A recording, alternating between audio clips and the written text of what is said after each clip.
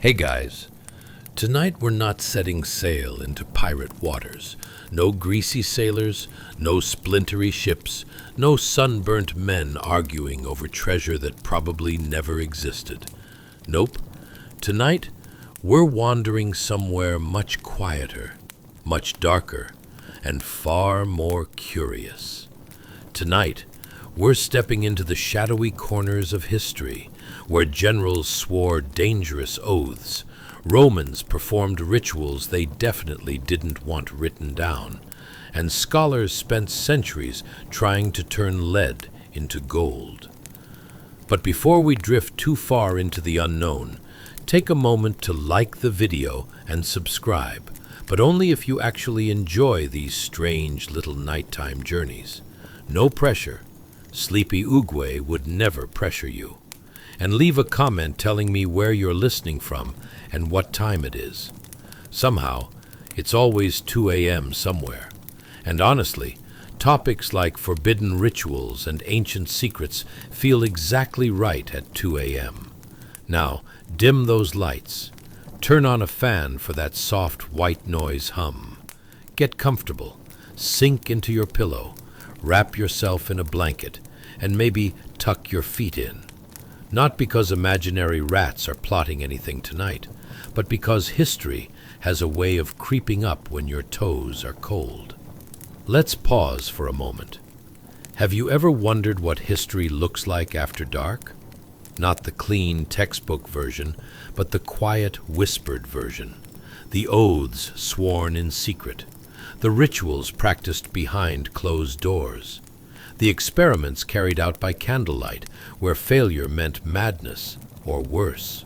Tonight, we'll meet Hannibal, not just the legendary general who crossed the Alps with elephants, but the man bound by a dark oath so powerful it shaped his entire life.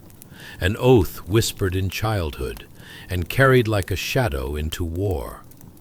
We'll drift into ancient Rome, where religion, superstition, and power mixed in unsettling ways, where certain rituals were hidden from the public eye, practiced only by those who believed the gods demanded secrecy and sacrifice.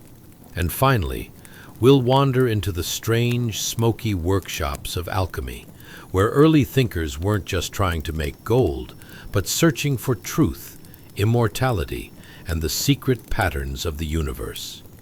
Men who believed matter itself had a soul, and that with enough patience, wisdom, and sleepless nights, it might reveal its secrets. But don't worry, we're not racing through battles or shocking details. We're moving slowly, quietly, like turning the pages of an old book while everyone else in the world is asleep.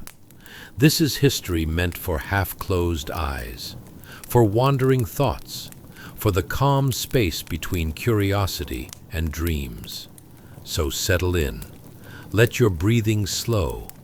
Let the noise of the modern world fade away. Tonight, with Sleepy Oogway as your guide, we explore dark oaths, forbidden rituals, and the secret science that once promised to unlock the universe. One quiet story at a time. Now, let us begin. Chapter 1. The Thermopolium at Midday. The street is alive with noise, heat, and movement, yet somehow feels timeless. Beneath sun-drenched marble columns, an ancient Roman Thermopolium hums with chaotic energy, a street food counter pressed into the very bones of the city. The stone counter curves outward toward the road, worn smooth by countless elbows, coins, and impatient hands. Its surface is pitted and stained, marked by generations of spilled broth, grease, and mystery. Embedded directly into the counter are large earthenware pots known as dolia. Their rounded rims rise like small clay mouths from the stone, each one holding a bubbling stew whose contents are difficult to identify. Steam curls upward in lazy spirals, carrying with it a dense mix of aromas: salt, vinegar, herbs, smoke, and something unmistakably animal. The scent clings to the air, heavy and persistent, refusing to be ignored. One pot simmers dark and thick, its surface broken occasionally by a slow bubble that releases a puff of steam. Another is lighter in color, flecked with herbs and oil that shimmer in the sunlight. No labels explain what lies inside. There is no menu. The food is not described. It is simply served. Romans standing at the counter trust familiarity over certainty, dipping bread into whatever is ladled out, accepting the contents without question. Behind the counter, the vendor works quickly, almost mechanically. His tunic is stained from years of splashes and spills, his hands moving from ladle to pot with practiced ease. He stirs without looking, as though the stews know when they are ready. A wooden spoon disappears into one doleum and emerges dripping with something thick and glistening. The liquid slides back into the pot with a soft, wet sound that blends into the noise of the street. Nearby, questionable sausages hang from iron hooks or rest in shallow trays, their origins unclear and their spices strong enough to mask whatever truths lie beneath. Some are dark and shriveled, others pale and plump, all of them glistening faintly in the heat. They are cut, warmed, and handed over with little ceremony. No one asks what animal they came from. In a city this large, survival favors trust, or at least acceptance. Above the thermopolium, marble columns reflect the midday sun, their bright surfaces contrasting sharply with the shadows beneath the counter. Light spills down in golden sheets, illuminating drifting steam and casting flickering reflections on the stone floor. Dust motes float lazily through the air, mixing with smoke from nearby braziers and the distant scent of incense from a temple down the street. The sounds are layered and constant. Coins clink against stone. Sandals scrape over worn pavement. Voices rise and fall in fragments of Latin conversation. Gossip, bargaining, laughter, irritation. Somewhere close by, a cart rattles past. Somewhere farther away, a hammer strikes metal. The city breathes through this narrow space, and the thermopolium is one of its lungs. For many Romans, this counter is not a novelty, but a necessity. Most city dwellers do not have kitchens. They eat here, standing shoulder to shoulder, sharing space, heat, and uncertainty. The stews are cheap, filling, and warm, enough to quiet hunger and keep the body moving through another long day. And yet, beneath the ordinary rhythm of ladles and bowls, there is something faintly unsettling. The food is nourishing, yes, but also unknowable. Ingredients change. Recipes shift. Preservation relies more on salt and spice than science. In a world without refrigeration, mystery is part of every meal. As the sun continues its slow climb above the marble columns, the stews keep bubbling. The sausages remain hanging. The counter grows more crowded, then briefly emptier, then crowded again. The thermopolium never truly rests. It only pauses between waves of hunger.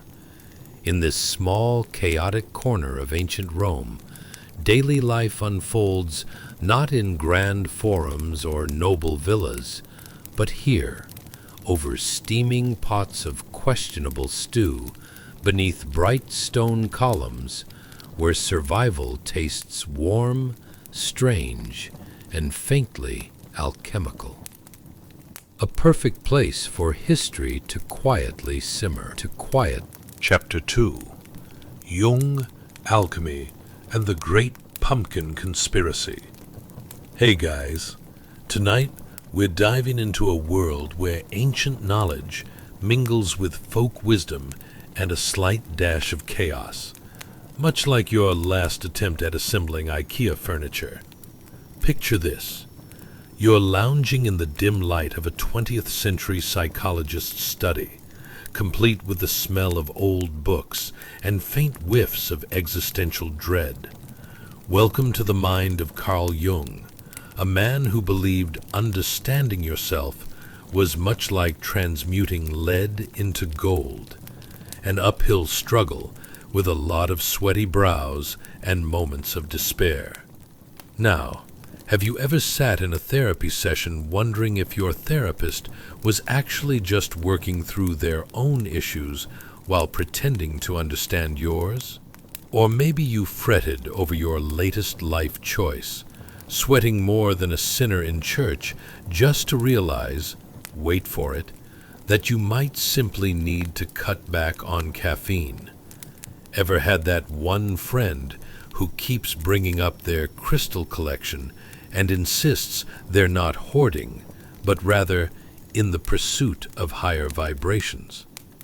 Settle in, make sure your lights are dimmed, and sprinkle your space with whatever essential oil you've got lying around. Lavender, tea tree, or something that just smells mysteriously uplifting. Here we are, transported to the wild synthesis of the late Roman Republic. Congratulations.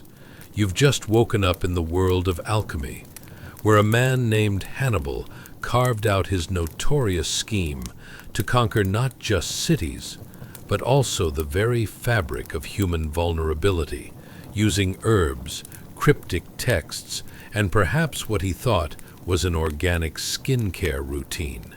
As you blink away your confusion, you're greeted by a study that could resemble a mix between a library and one of those bizarre flea markets where every item has a story, but you really just wanted to find a throw pillow. Dust motes dance in the faint light, settling onto a table cluttered with scrolls, half-burnt candles, and a writing slate covered in symbols that could be either profound wisdom or a grocery list for the world's most eccentric chef. The candles flicker, casting shadows of ancient figures who might as well be pondering the meaning of life while making unsolicited relationships with whatever goldfish happens to be in their vicinity. These figures whisper about the transformative power of the mind and the secret potential of alchemy. Just think, one murmurs, the key to self-actualization may rest within these dusty pages, or perhaps in that half-eaten turnip we all avoid talking about. Elaborate illustrations of potions and mystical processes are sprawled all over the place. You discern sketches of a singular bubbling cauldron, though, let's be real, it looks more like someone attempted to recreate a badly drawn cartoon. The plant diagrams are rivaled only by parental doodles found stuck to a fridge. Here, if you squint hard enough, you can almost hear someone dramatically insisting, "If I just mix this potion with the wisdom of the ancients, I can finally understand why my cat looks at me like I owe it money. The clanging sounds of pots boiling and the faint hiss of smoke fill the air as medieval scholars wander through the chaos, stirring their mixtures with more enthusiasm than skill. You can't help but imagine them engaging in absurd debates over the world's most ridiculous herbal remedies. Do you solemnly believe that elderberry and ginseng can solve your issues with lunch? Clearly not, one declares, while another peers skeptically at a jar labeled Essence of Regret. Despite the chaos, you sense a tension that buzzes like an electric fence crossed by a particularly curious goat. Here is where humanity's deepest questions tussle with the wild, whimsical absurdities of the universe. Can these alchemical experiments lead to actual enlightenment? Or will they merely yield another questionable potion that might turn someone into a frog instead? Last time I tried this, one muddles nervously, I ended up working at a frog sanctuary, and believe me, they have some serious hippo squats. Jung believed that transmutation echoed the process of self-discovery, turning our baseline lead qualities into golden insights. Imagine getting up each day and trying to transform your personal meltdowns into profound epiphanies. I can't turn my life around if I can't even find my shoes half the time, you muse. Here, surrounded by eccentric scholars, you begin to realize that perhaps the greatest alchemical discovery of all is learning to embrace the comedy of your own life, even when it feels like you're attempting to brew potions in a comic skit gone wrong. Yet as you gaze into the bubbling concoctions before you, a faint thought flickers. What if Hannibal, in his quest for conquest, merely wanted to spice up Roman dining?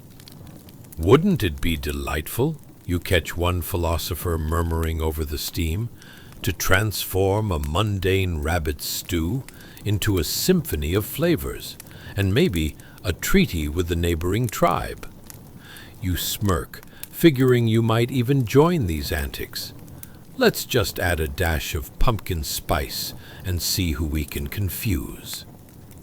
As the scholars continue their lively discussions on life, death, and the occasional rogue flavor of goat cheese, a wink crosses your mind. Could this actually work? Could laughter, confusion, and even the occasional misstep lead to an epiphany of the soul? After all, when life hands you a free-range egg, it seems only right to make an alchemical frittata out of it. And so, amid the bubbling and the mishaps, the wisdom of the ancients dances with the absurdity of human nature, creating a brew rich with humor, enlightenment, and the understanding that perhaps the secret to life isn't in transmuting lead into gold, but in delighting in our collective attempts, whether woeful, whimsical, or absolutely hilarious. A new perspective brews, and with it comes the chuckle of acceptance, because after all, our lives could be the best alchemical experiment of all. Chapter 3. The Chickpea Circus of the Roman Forum. Let's talk about snacking. Imagine yourself in the bustling heart of ancient Rome, where the air is thick with the aroma of roasted chickpeas, or as they're known in the scholarly circles of the time, Cicer Aratinum. Ah, Cicer Aratinum, a culinary delight so salty and rock-hard, it makes the chips at your local party look like soft pillows. Forget heart-shaped boxes of chocolates. If you could steal a bowl of these little gems from the vendor at the forum, you had struck gold, or at least something close. As you meander through the riotous chaos of the Roman Forum, an 80,000-person amphitheater of noise, color, and mildly irritating smells, you immediately understand why they didn't invent headphones in this era. Who has time for serene playlists when you're being bombarded by the shouts of vendors advertising their wares? You could almost hear the words echoing in your head, ricocheting off ancient marble columns like wayward arrows in a gladiatorial skirmish. Get your crunchy, salty chickpeas, the perfect snack to keep your mouth busy while your brain contemplates why you're still single. You stop at one pomposity of a vendor. His turban looks less like a fashion statement and more like a last-minute laundry disaster.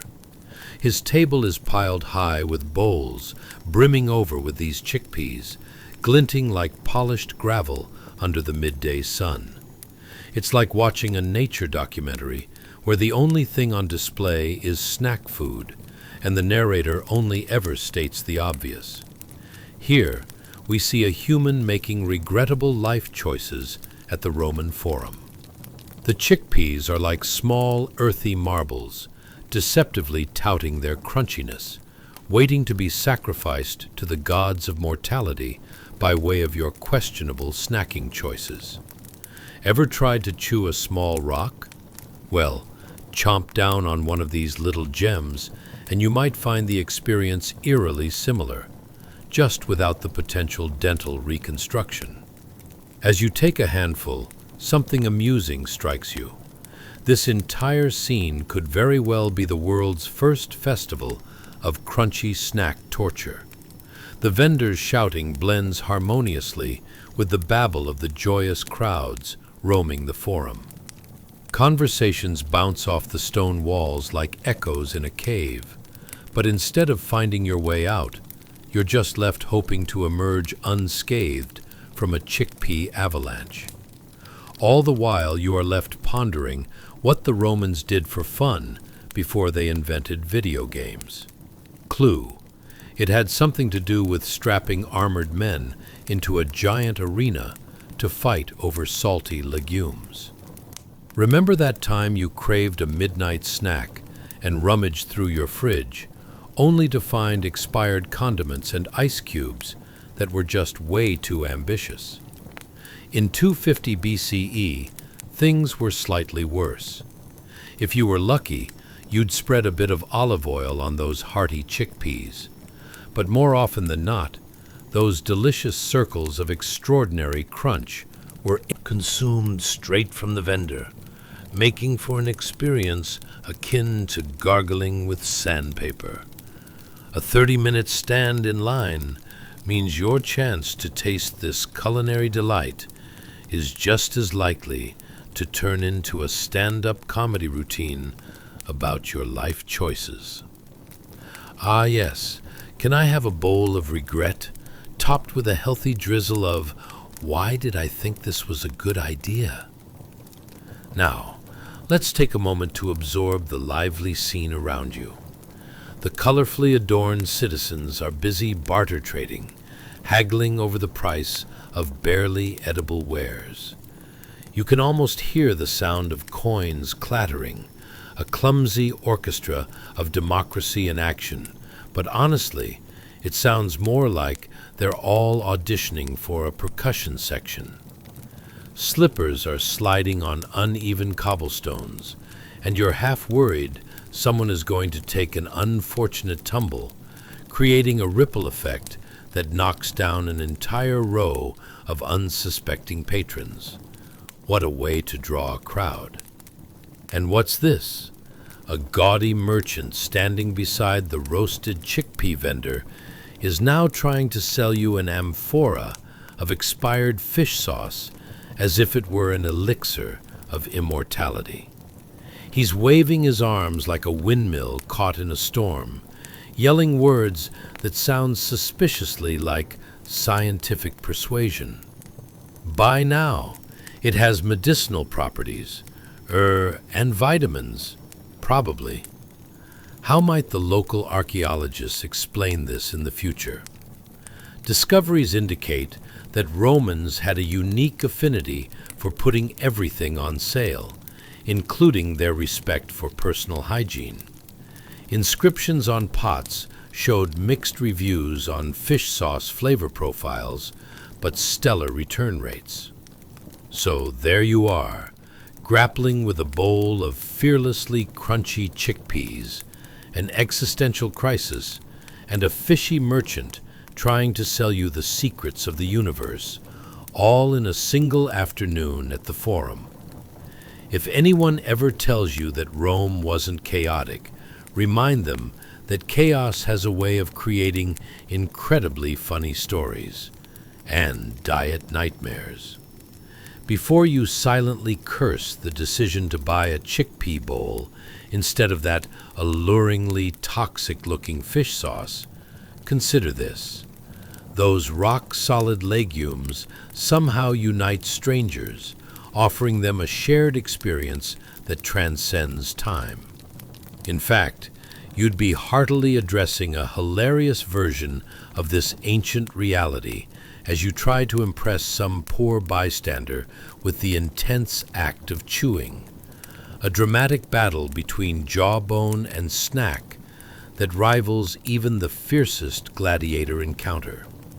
So, welcome to the bustling Roman Forum, where the salty, crunchy embrace of Cicera retinum and absurdity awaits you. Bite down, but whatever you do, don't let it turn into a snack-time disaster, or else you might find yourself participating in a medieval roast battle over dinner. Imagine that. Chapter 4. The Golden Sphere of Sticky Glory. Let's talk about food, or rather, the dazzling collection of oddly shaped delights that greeted you in the year 250 BCE. As you wander through the vibrant chaos of daily life in ancient Rome, your senses are bombarded with an enticing array of smells, spices so pungent they could knock a centurion off his feet, and sizzling meats that waft through the air like divine invitations. It's a culinary spectacle where every morsel appears as tantalizing as the last. But hold that thought. Today, you find yourself gravitating towards something remarkably peculiar, yet dangerously enticing. Deep-fried ricotta cheese balls, known affectionately in culinary circles as globuli. Imagine these divine spheres lovingly submerged in a thick, golden river of honey that glistens under the flickering torchlight. Yes, we're talking about a drizzle so sticky it could provide an indelible bond between you and your most regretful culinary choices. How did these delightfully gooey orbs come to be? Let's meander through their creation like a vaguely confused, cheese-loving pedestrian. Picture yourself in some chaotic kitchen, where perhaps a couple of excessively muscled Romans are attempting to tame this cheese-gone-mad concoction. It really is a teamwork effort. One person stirs, one person frantically searches for an appropriate frying vessel, and the third has conveniently fallen into an existential crisis over the ethics of deep-frying dairy. Ever had those moments while attempting to cook, only to wonder why you're trying to battle food with a pan instead of just praying to the ancient gods for takeaway? Yeah, the Romans shared those sentiments. It starts innocently enough, with ricotta cheese being finely mixed, rolled into spheres like little culinary dreams of the Mediterranean. The clamor of the kitchen resonates through time, not unlike a symphonic failed attempt at a culinary masterpiece. The sound of hammer against iron as they awkwardly punch their monogram into a piece of bread they erroneously hoped would act like the world's first pizza.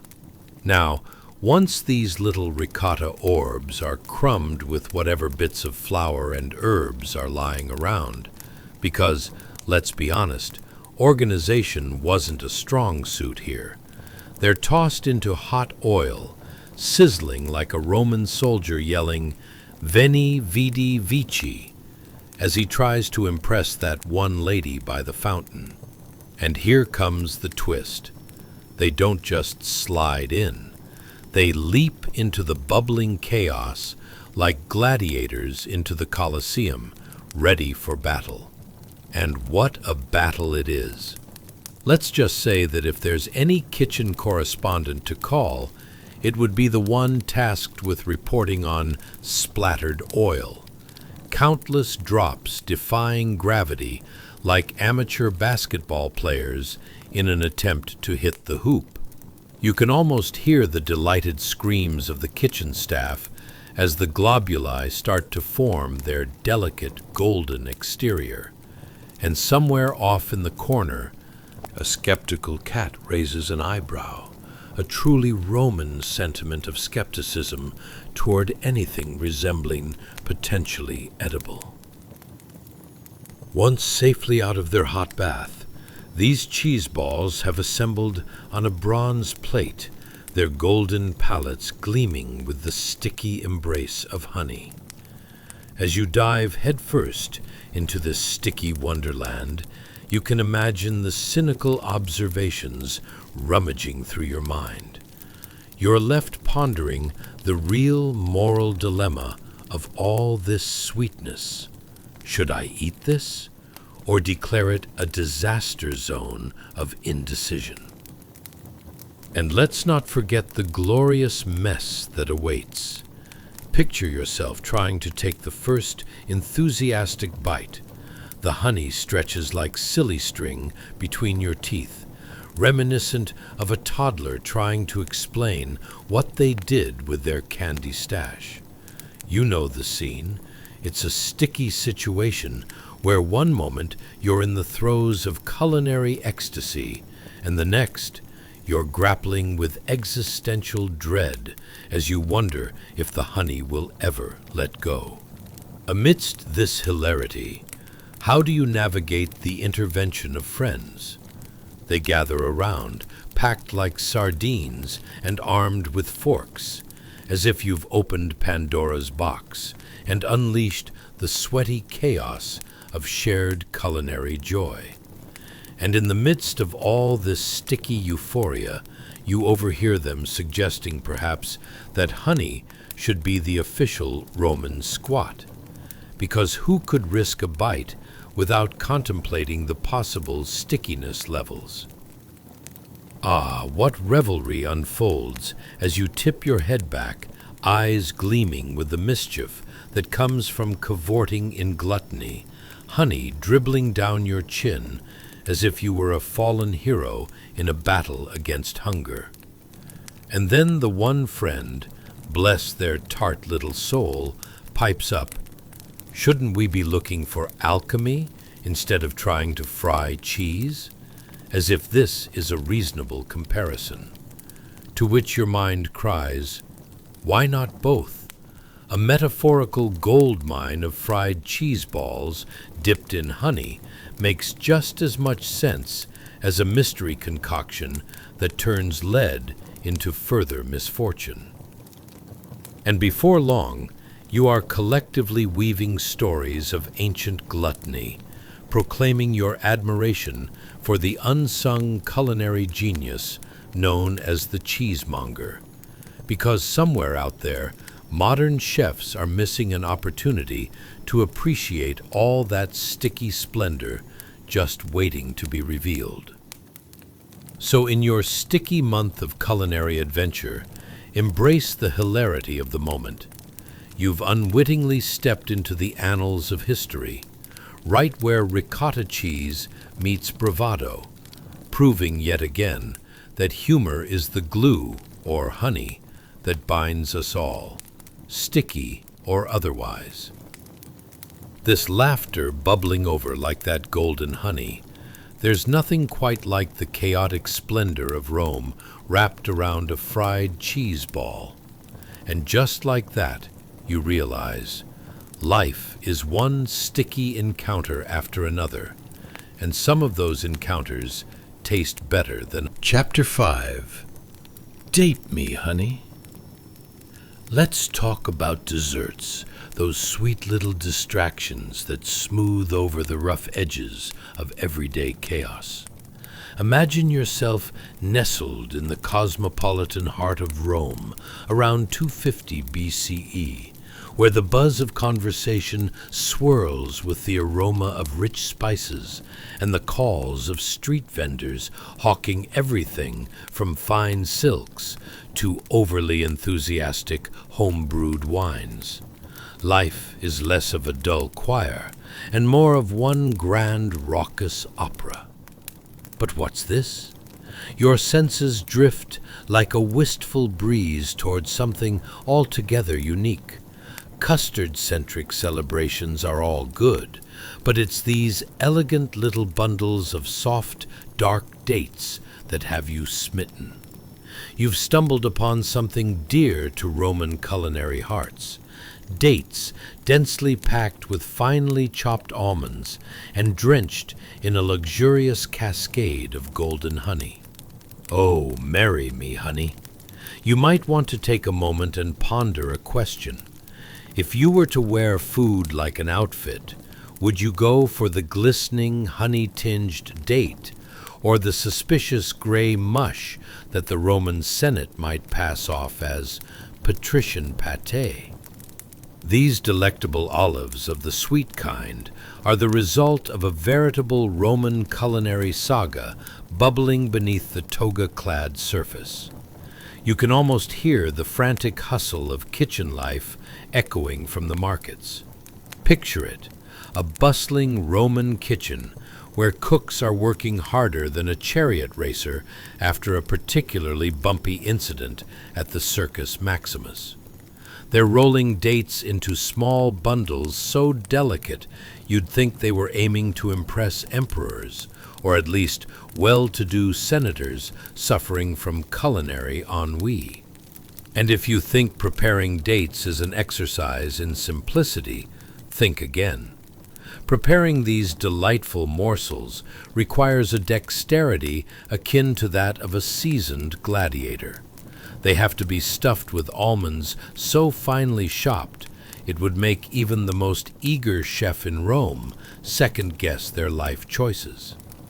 Ever tried chopping an almond with the precision of a Roman sculptor while simultaneously brushing off the Pomeranian-sized crumbs that kindly represent the almond apocalypse? Now that's a hearty challenge. Imagine the smell of rich honey wafting through the air, teasing your senses as if the gods themselves decided to drop a little sugared delight right into your lap. Let's pause for a moment to have a conversation with yourself. Why can't I have a fragrant number in my hand when I'm cuddled up on a couch, binging on last week's Rome highlights? You could almost hear the sigh of your heart longing for the sweet embrace of a date, dressed in glamorous layers of heavenly honey, declaring, "You had me at nutritious." But wait, there's more. Ever wondered about the romantic ambience that accompanies such sweet cake cloud creations? Imagine a gathering of Roman nobles, extravagant in their flowing robes, gathering around a table draped like a beautiful tapestry. Honeyed dates dance in the moonlight, sparkling with mischief, pausing only to nod approvingly at the senators arguing about philosophical musings or the merits of using olive oil strictly for cuisine rather than a makeshift hair gel. Not that anyone would want to confuse personal grooming with dinner, but you can't legislate everything, can you? As they populated the tables, the conversation twirls along with a bit too much wine, and the challenge becomes to maintain elegance while reaching for the dates.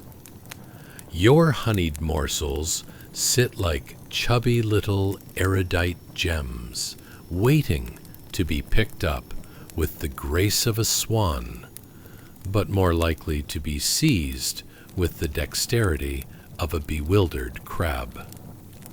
You know, pulling off that dainty bite while inadvertently slathering honey all over your toga as you look for the nearest available napkin.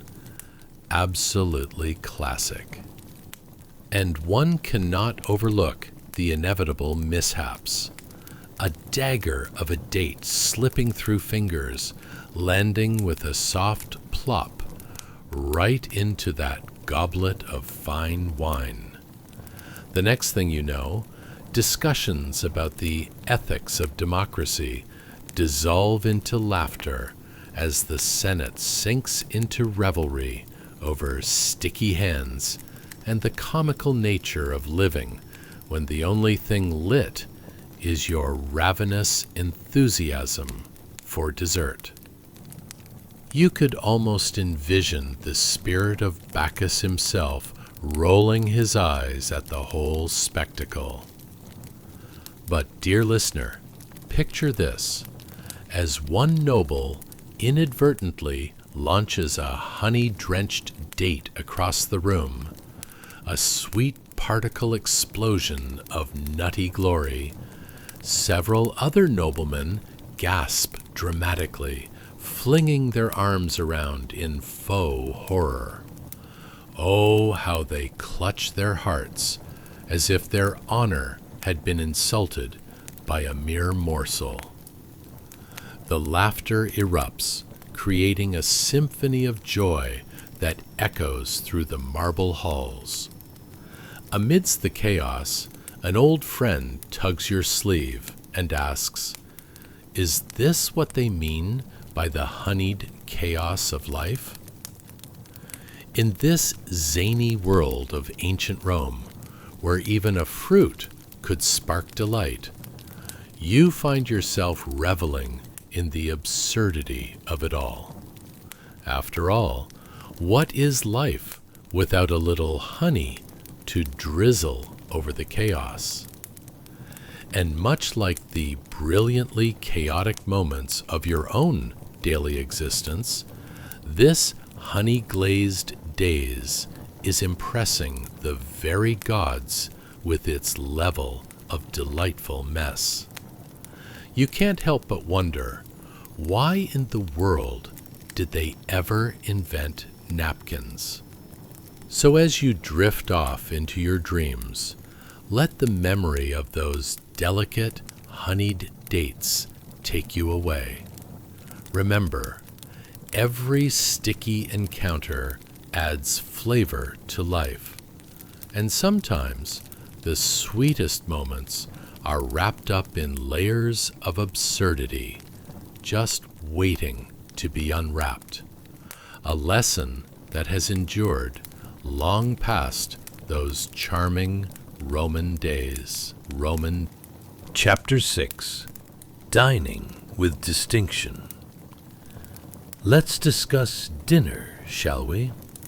Not just any dinner, but a Roman soiree so extravagant it puts your cousin's last birthday bash to shame.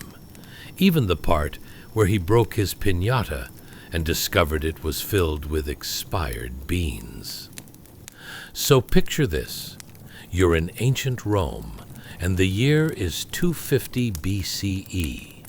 The aromas wafting through the air are like a decadent whisper. Definitely not your average Tuesday night meal. As you slide into your well-appointed chair, you notice a feast fit for Jupiter himself, sprawling across a table that looks like it was stolen straight from a godly IKEA. Now, among the essential dishes served at this illustrious gathering, you find a delicacy that's the culinary equivalent of flashing your bank statement. A gloriously plump dormouse, roasted to a golden brown perfection. And yeah, it's so fat, it practically rolls off the platter. Ever seen a dormouse look so fresh and inviting, adorned in a sticky cloak of honey? Just looking at it makes you feel as if you should be draped in a toga while sitting on a throne made entirely of soft cushions. Because who doesn't want to indulge in that kind of dinner? As fellow nobles greet you, each dressed to the nines in silk, draped over a body that's perhaps taken one too many liberties with the bread bowl, they delicately lift these little dormice, perhaps a bit too delicately, if you catch my drift, like they're about to announce the starter to the latest episode of Survivor Roman Edition. You catch that gleam in their eyes, akin to someone realizing they've found the last slice of pizza at a party. Unabashed glee mingled with a hint of, should I really be doing this? But let's be honest, dormice as a dinner party centerpiece might raise a few eyebrows. After all, it's not just the taste that makes them a statement. It's the fact that you are essentially claiming, yes, my friend, I can afford a delicacy known for enacting grandeur and perhaps a sprinkle of moral confusion. As you dip your glorious morsel into a nearby bowl of honey, you might as well shout, status symbol, because that's what dining is all about in this part of the world. Imagine biting into the tender, buttery flesh of the dormouse, mixed with a hint of sweetness that feels like you're having a romantic affair with a dessert. And let's not forget the moments of trying to pick the little guy up with grace, as everyone around you watches with bated breath, like you're about to attempt a triumphant balancing act on a Roman tightrope. Miss that bite, and you've just earned yourself a slapstick moment for the ages. It's like trying to lift a cause for research funding at a university. One wrong move, and you might find yourself face to face with sticky honey and an unexpectedly slippery tabletop. And speaking of slippery situations, as you navigate this delicate operation, the nobles chatter animatedly about the latest. Gossip, who married who should really be the one composing the Latin version of Dancing with the Stars, and most importantly, whether anchovy-infused honey actually qualifies as a dessert topic during a dictatorial dinner. Let's be clear, the stakes are high when you're mingling as a Roman elite. Every plump dormouse represents a morsel of reputation you're trying to build, or avoid reducing to ashes like a gladiator's ill-fated career. But behold, the fun begins when a somewhat inebriated senator at the other end of the table, who has taken more liberties with the wine jug than he should have, suddenly finds himself in a tight situation. Unbeknownst to him, a dormouse escapes from his own greasy grip, launching itself into an artistic arching motion and landing, rather dramatically, straight into another nobleman's goblet of wine. Oh, it's a scene worthy of a Roman comedy, and laughter becomes the delicious soundtrack to a night of delightful absurdity. Now, let's take a breather from this flurry of dormice and revelry. You really start to appreciate how dinner parties in the ancient Roman Empire were, well, the original wild parties. One couldn't just invite friends over for a Netflix and chill kind of situation. No. Here, the art of conversation was akin to fine wine, aged to perfection, with dashes of peculiarity like edible showmanship. And that's when you realize that even in a time of emperors and batty senators, food was not merely sustenance. It was the magnificent bridge across cultures and an unexpected way to bond, through laughter shared over winged dormice and the misfortunes of wine-sloshing mishaps.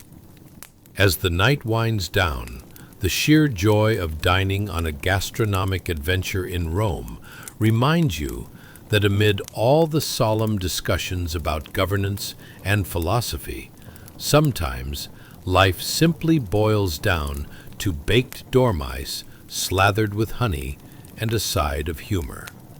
So, as you close your eyes and embrace the whimsical chaos of your own responsibilities, remember this. Amid the sticky situations of life, you still hold the platter of your experiences, dripping with taste and memories, not to mention a bit of honey to remind you that laughter is the sweetest of all. Now, gently let the echoes of laughter and honeyed flavors entice you into dreams where you navigate culinary art and awkward encounters just as our ancient Roman friends did, where every dinner was both a feast and a grand performance worthy of applause, just as you deserve, Chapter 7. The Honeyed Libum. Let's delve into the delectable world of dessert, shall we? And not just any dessert. Let's talk about libum, the ancient Roman cake that makes even your grandma's secret recipe look like it was scrawled on a napkin by a tipsy teenager. Imagine a dense, sweet loaf baked on a single leaf and drizzled with a thick, ruinous coating of golden honey, as if the gods decided to bless a simple flour cake with the sweet ambrosia of heaven. Honestly, think of it as cake's high society cousin that just returned from a world cruise and is eager to show off its new wardrobe. Now, as you float in this dreamy Roman ambience, the aroma of baked goods and honey wafts through the air, tickling your nostrils like a playful kitten. You're enveloped in rich, warm scents. Think comfort wrapped in nostalgia, blanketed in the sticky embrace of dessert. The sight of honey-laden libum is more inviting than a cozy couch after a long day at work, and it triggers that universal question, why don't you have this in your life already? Forget the leftover takeout at home. We've thrown that comparison out the window. You settle into a plush couch, which would ideally be your Roman throne, and your eyes settle on the feast spread before you. Libum takes center stage, basking in its own golden glow, gleaming brighter than your most overzealous Instagram filter. Perhaps you're imagining trying this treat and feeling a gravitational pull stronger than a poorly tied toga. It would only be fitting if this cake were the center of some lavish banquet, where even the resident philosophers would momentarily stop their musings to bow before its sugary majesty. Now, picture the scene. You're mingling among nobles dressed in their fineries, discussing the latest gossip, or debating whether Romans could pull off a toga fashion week. Yet, as your eyes wander back to the libum, you're confronted with an existential crisis of epic proportions. How do you eat this divine creation without turning a simple slice into an elaborate performance worthy of a theater stage? So there you are, holding a piece of libum that feels like it's weighing down the entire universe in your hand. You'd think it would be simple enough, right? But mistake the first bite, and you're suddenly staring down a honey waterfall, sporting a face that looks like a toddler just discovered finger paint. That thick coating of honey drips down your chin like a sticky crown of triumph. And who needs dignity when you can have dessert? As you investigate the cake closely, you start to appreciate the craftsmanship that went into this masterpiece. Made primarily from flour and cheese, it's like someone bravely decided to mix the worlds of bread and dessert, essentially giving humanity the glorious loophole of legitimate dinner dessert consumption. Why, yes, you'd declare to your friends, this cake contains dairy. Clearly responsible eating. Meanwhile, onlookers chuckle at the comedy of errors unfolding. One noble, slightly inebriated from too much wine, attempts to articulate deep philosophical thoughts about life as he, too, gets a bit too adventurous with his slice of libum. Suddenly, the honey takes flight, gliding across the table like art unleashed, clinging to a toga here, a beautifully embroidered cloak there, and creating what can only be described as the first ever example of honey-based modern art. It's a sticky masterpiece worthy of a museum exhibit. Now, you can't help but compare the utterly absurd nature of this situation to your own life. Ever tried to eat your favorite slice of cake while simultaneously catching up on your favorite show? It's like a game of culinary cat and mouse. One moment, you're savoring sweet flavors while trying to balance a phone in one hand, and the next, your dessert is taking a dangerously familiar dive toward your lap.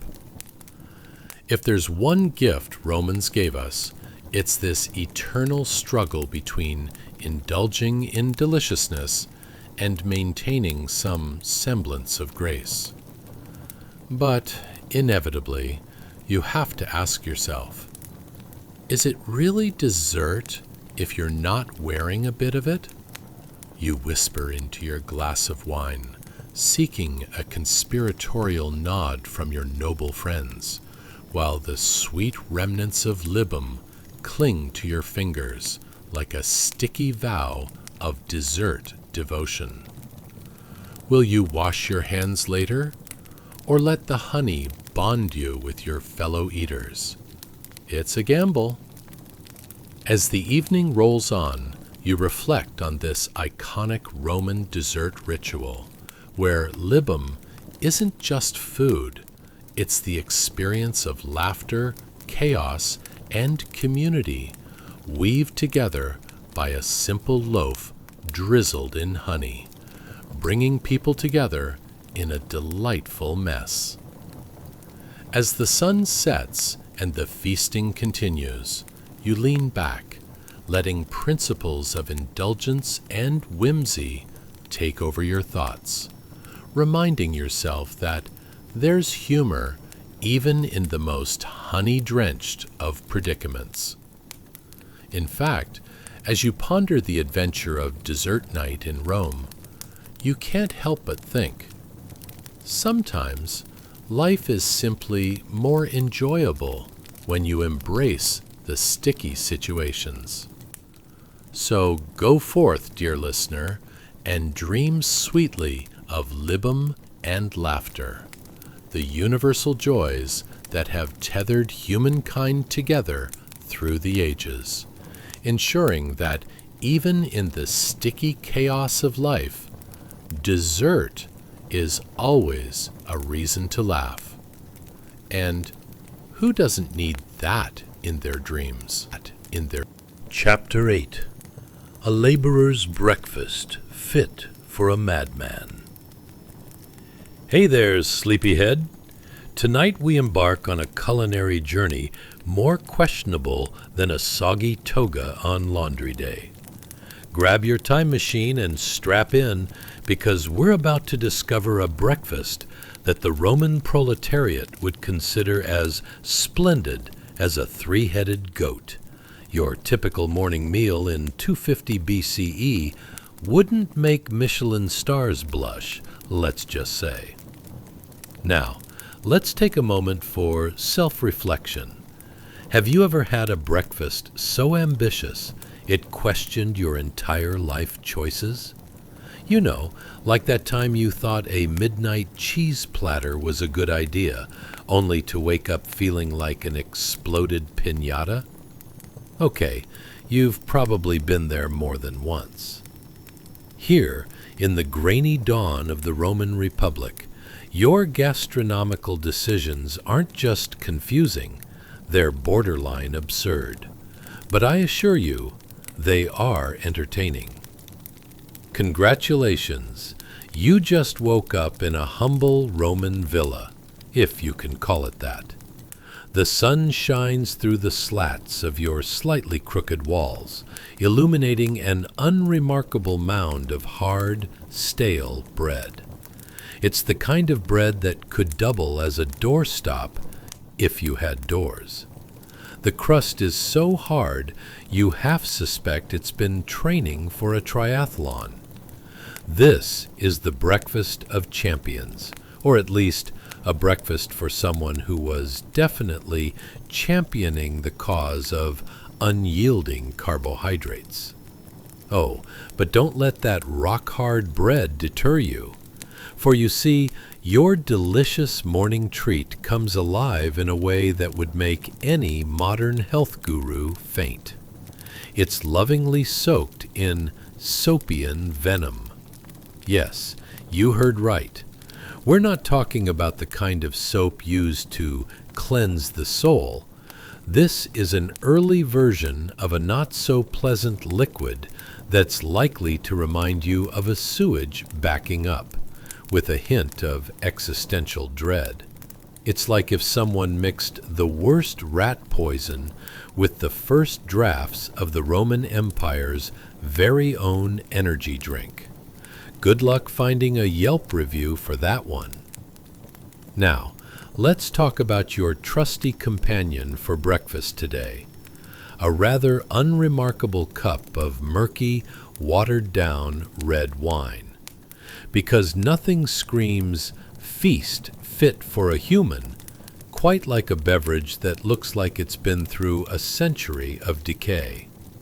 Imagine the swirling concoction gently sloshing like a rebellious wave in an old amphora, overwhelming your nostrils with its aggressive echoes of grape and despair. It's cheap, it's cheerful, and it's here to give you cheap, liquid-soaked calories, because nothing says responsible adults like the thrill of daytime intoxication. You lift the cup with a gravitas reserved for solemn rituals. This isn't just breakfast, it's your breakfast, and it has more mysterious ingredients than an ancient witch's potion.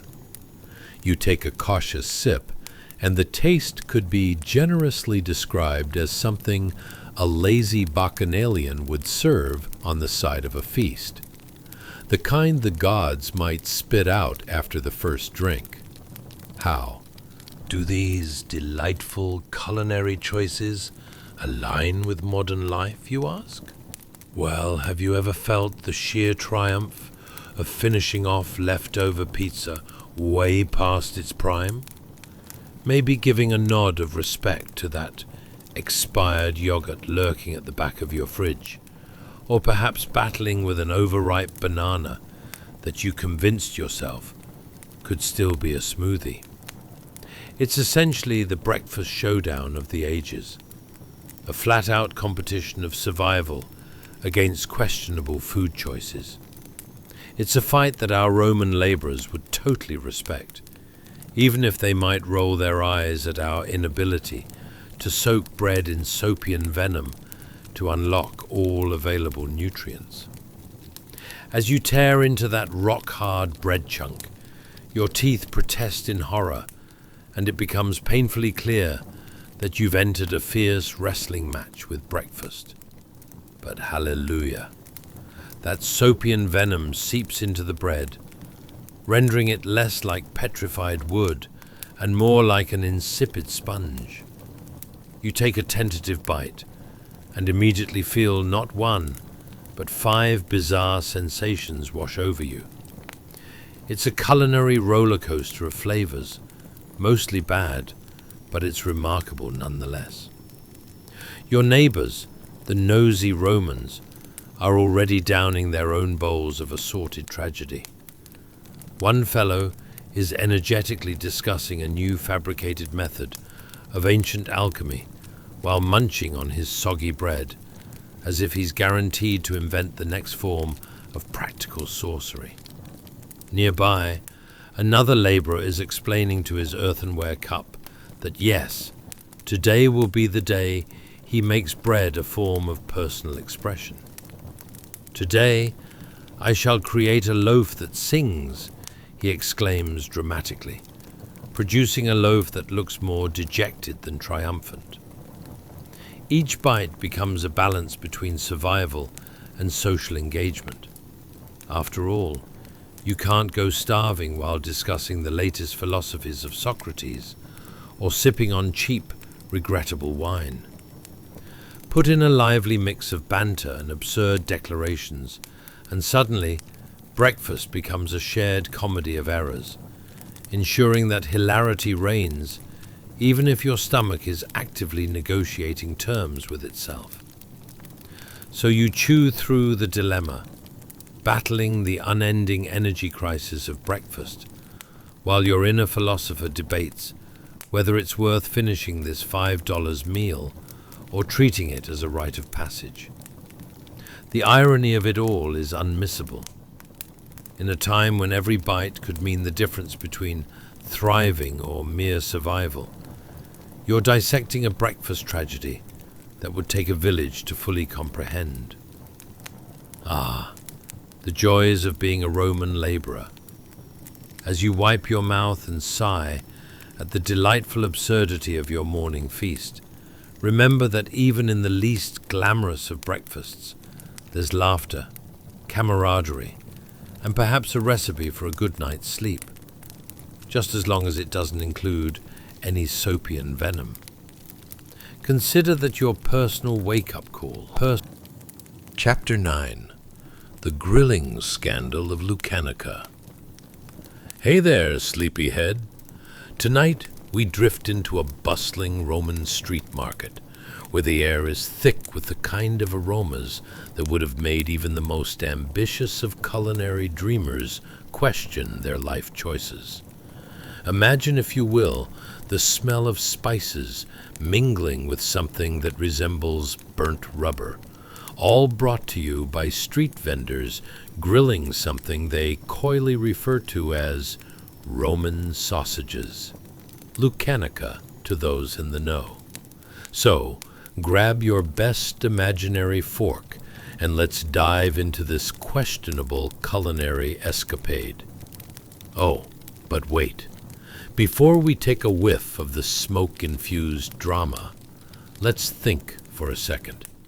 Have you ever been on a diet that promised instant results, but actually just left you in an existential crisis at the salad bar? Or maybe you've indulged in that gourmet food truck dish, only to realize it's just a glorified hot dog wearing a chef's hat. What about the time you bravely tried to make a fancy dinner at home and ended up ordering pizza instead?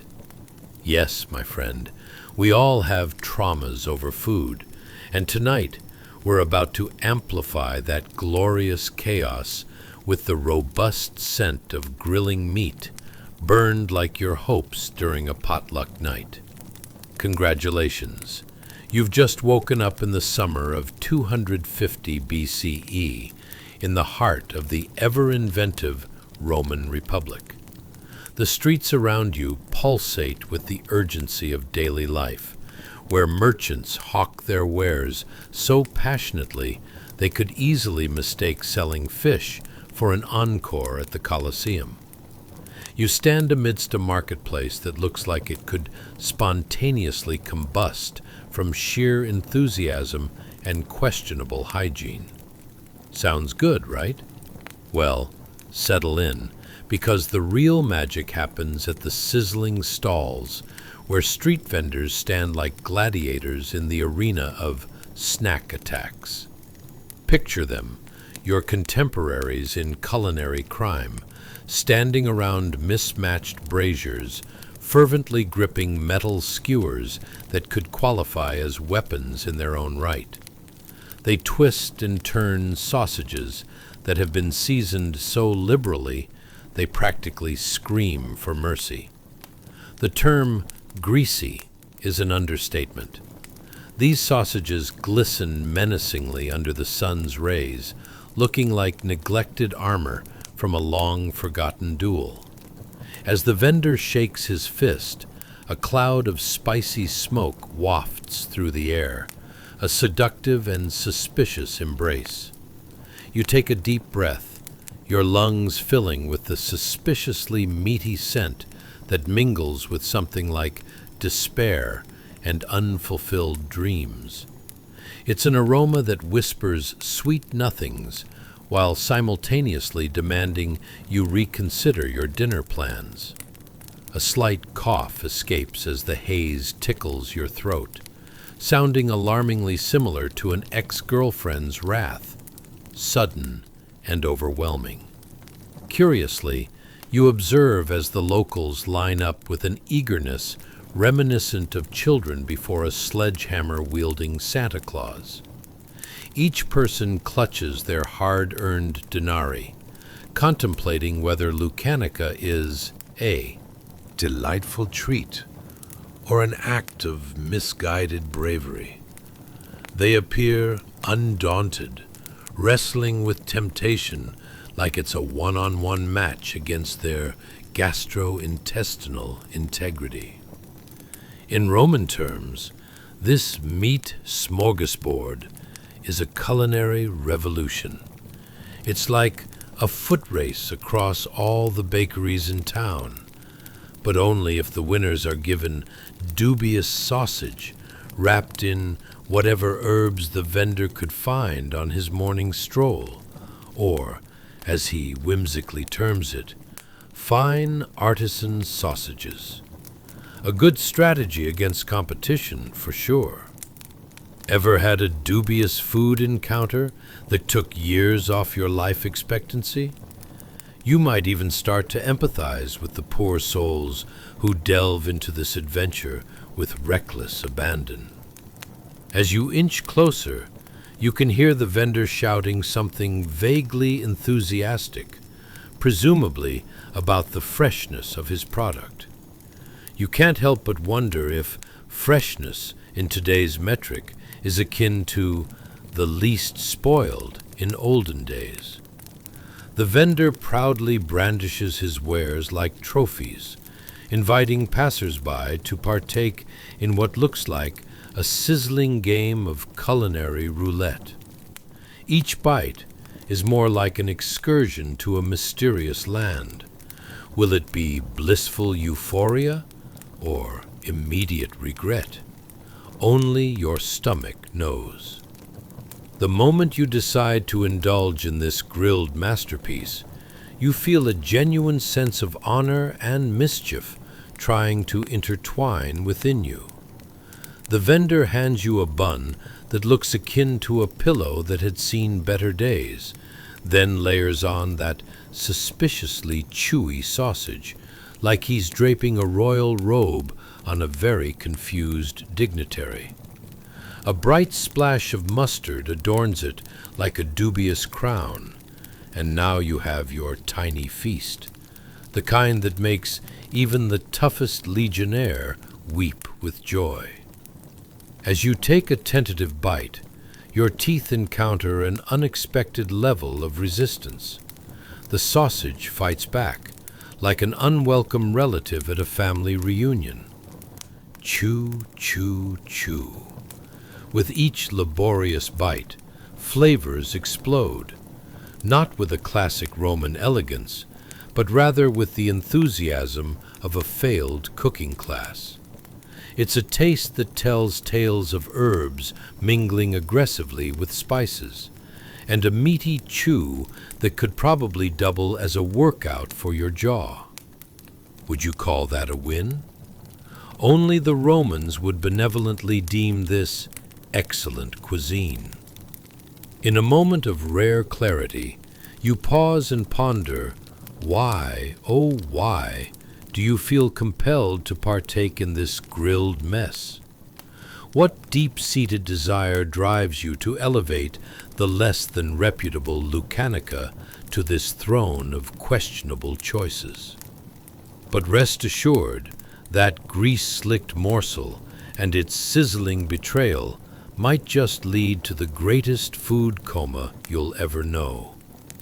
You can thank these brave Roman vendors for introducing the highest level of food advocacy after this grilled adventure. As you finish your meaty conquest amidst the surrounding cheers and laughter, you can't help but indulge in that peculiar sense of camaraderie. You may have dared to step into the uncertain culinary realm, but you did it surrounded by fellow quirky Romans, and that's what matters. You make a mental note.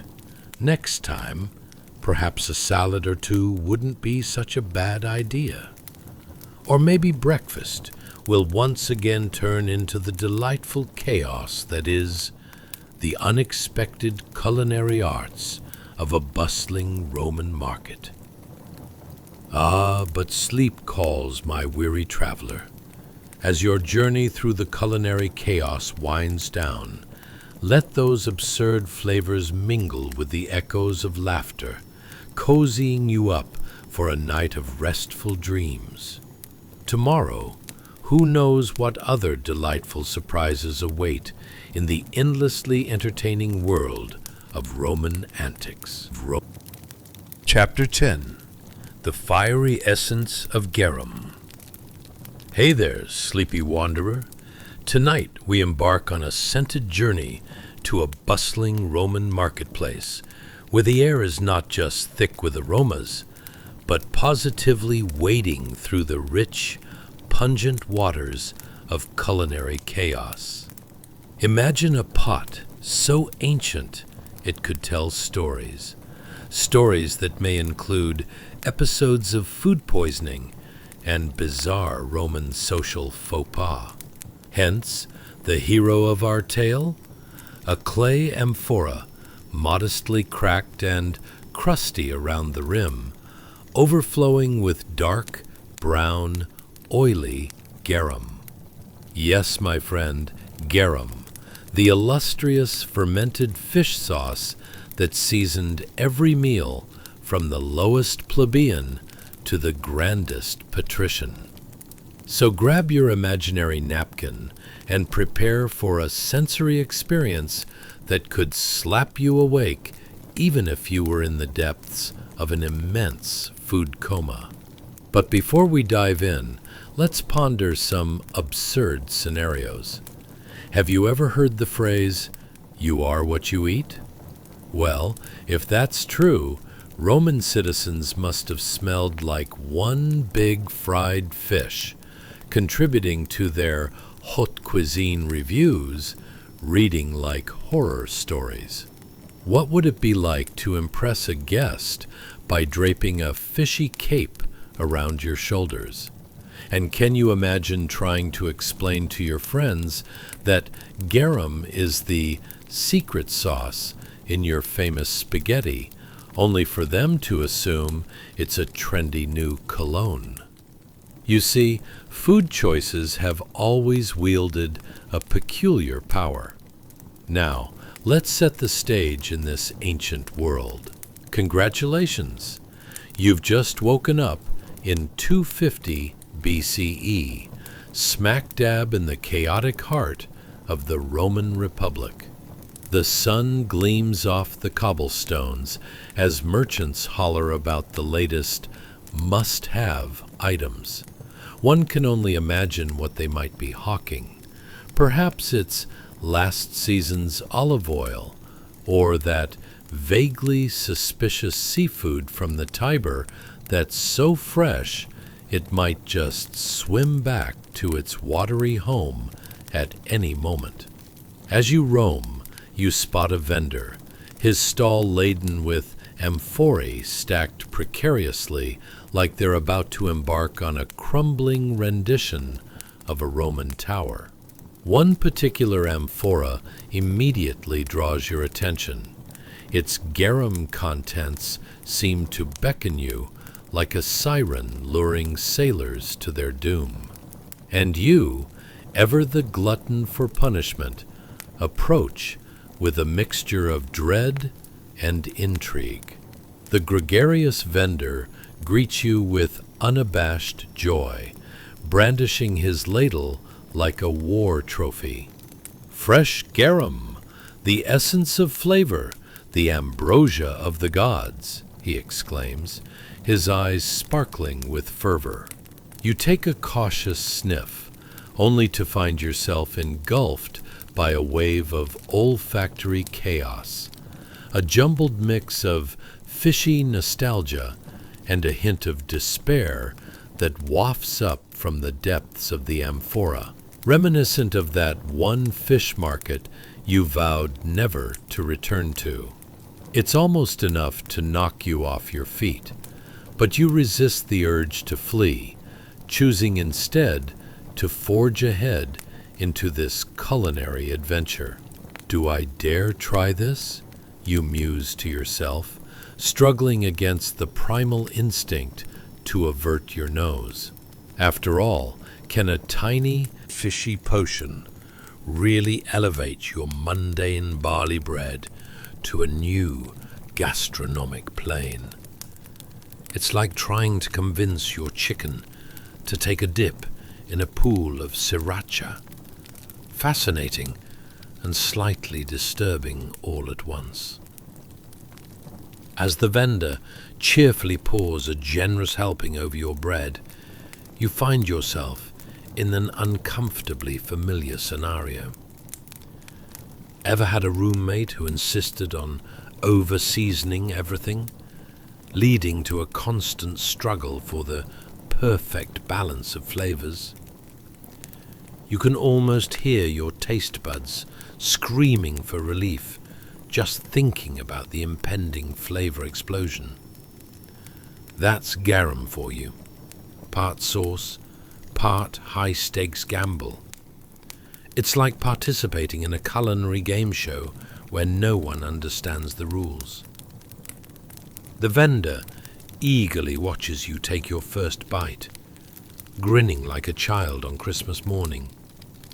You chew. The taste is unexpected. Imagine swallowing a friendship between a sardine and a 5-pound block of pure salt. Your taste buds cry out rebellion, questioning your life choices, while your stomach sends you detailed notes on how you might regret this later. This is basically liquid silver, the vendor insists, giving you a look that says he still believes that fish sauce truly holds the secret to eternal youth. You nod along, but deep down, you sense that the secret is probably best kept buried in the depths of ancient culinary history, away from the modern palate. All around you, locals indulge in this fishy fare, ever hopeful for that savory life they've been promised. Can you blame them? Maybe they know something you don't. Or perhaps they've simply accepted their grim reality with a spirit of gritty cheer. Above all, it is a reminder that even with all the garum flowing around, the Roman Empire thrived, not in spite of the culinary chaos, but because of it. Kind of like how you survived that one ill-fated dinner party where you discovered your friend's idea of cooking meant microwaving frozen food. And what might you learn from this garum experience? Ah, yes. While exploring culinary wonders, that might elevate ordinary dishes to paradise, one must always remember to approach with a sense of humor and, if possible, a good dose of existential dread.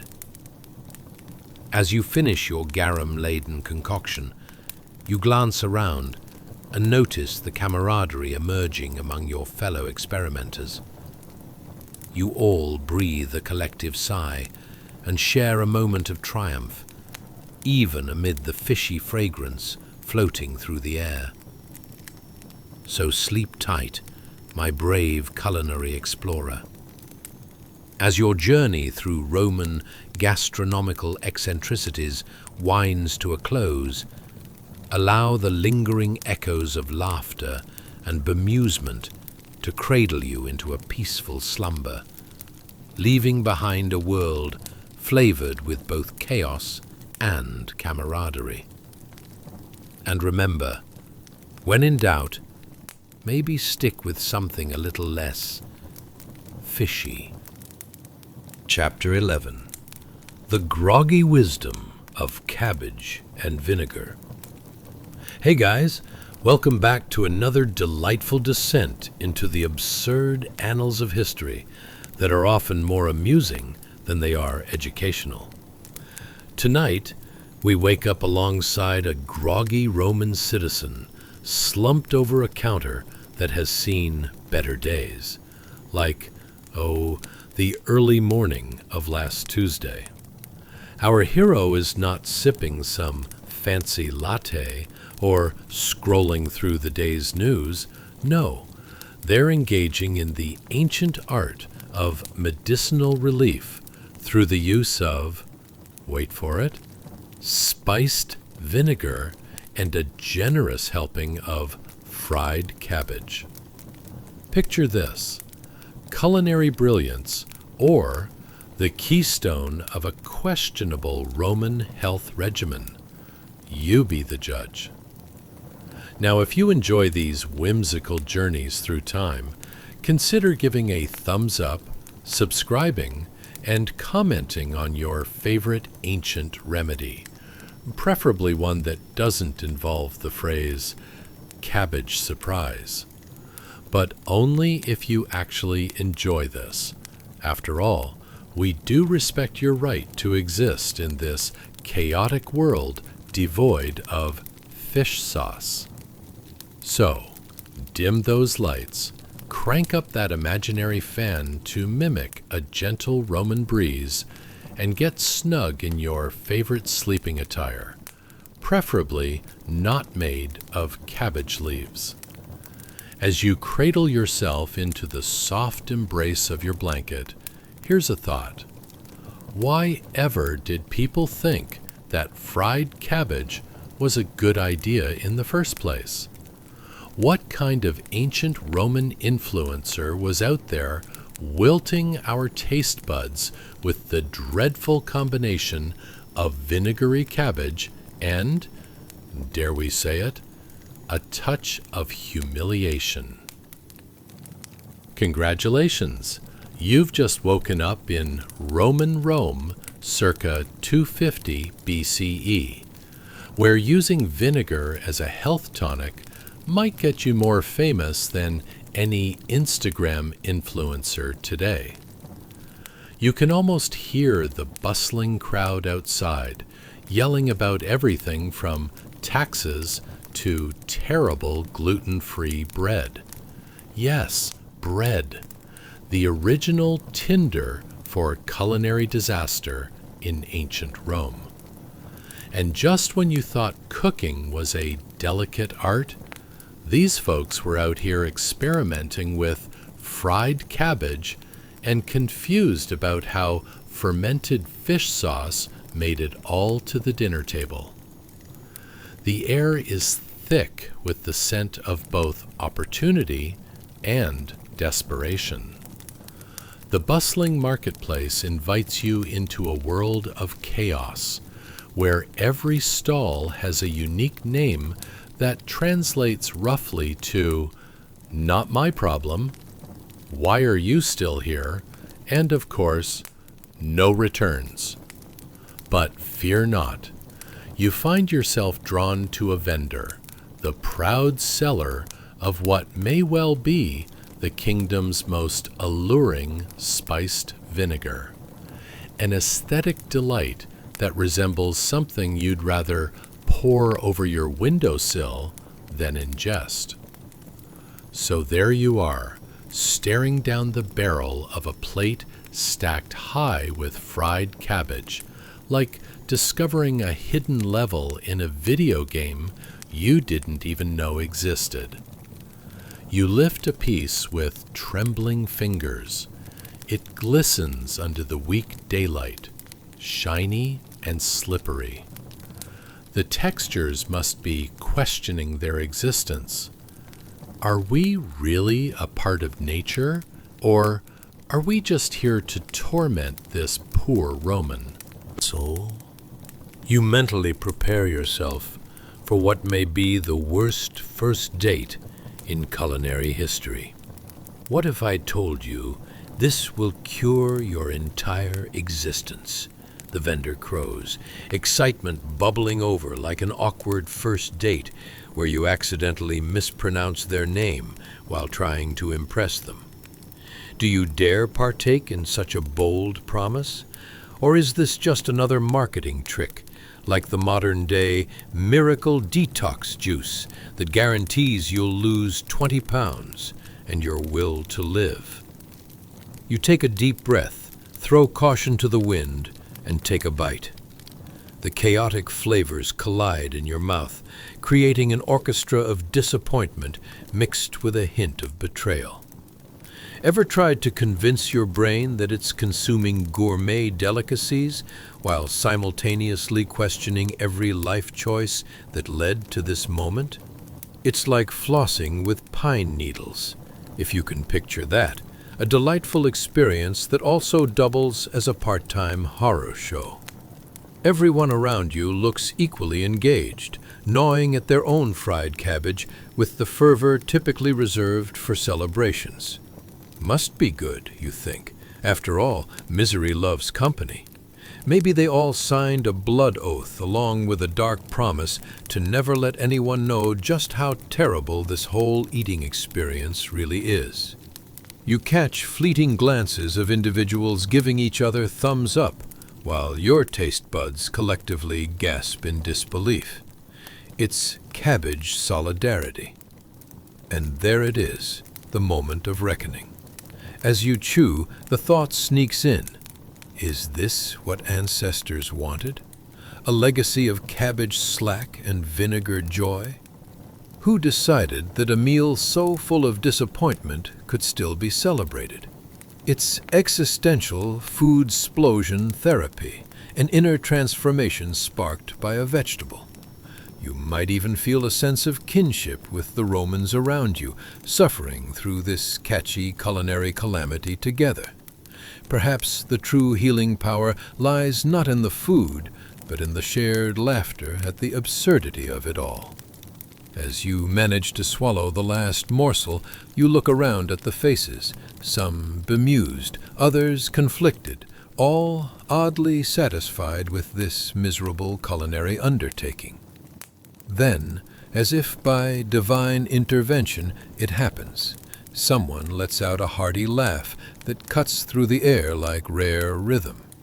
You join in, and suddenly it feels less like a dinner of regret and more like an uncanny comedy routine where the punchline just happens to be the vegetables you just devoured. So sleep tight, dear travel companion, as you sail into dreams filled with spiced vinegar and unexpected camaraderie. Remember this: in the grand comedy of history, there will always be a people, a place, and a dish that makes you laugh, and perhaps, just perhaps, a humble cabbage longing for glory. Chapter 12. Hannibal's Tiny Blood Oath. Hey guys, welcome back to yet another ridiculous journey through the labyrinth of history.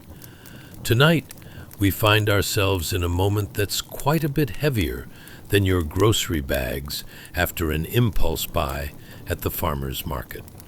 Picture it, The year is 250 BCE, and you're standing in a temple surrounded by more blood than a vegan's worst nightmare. A bloody sacrificial altar, to be specific.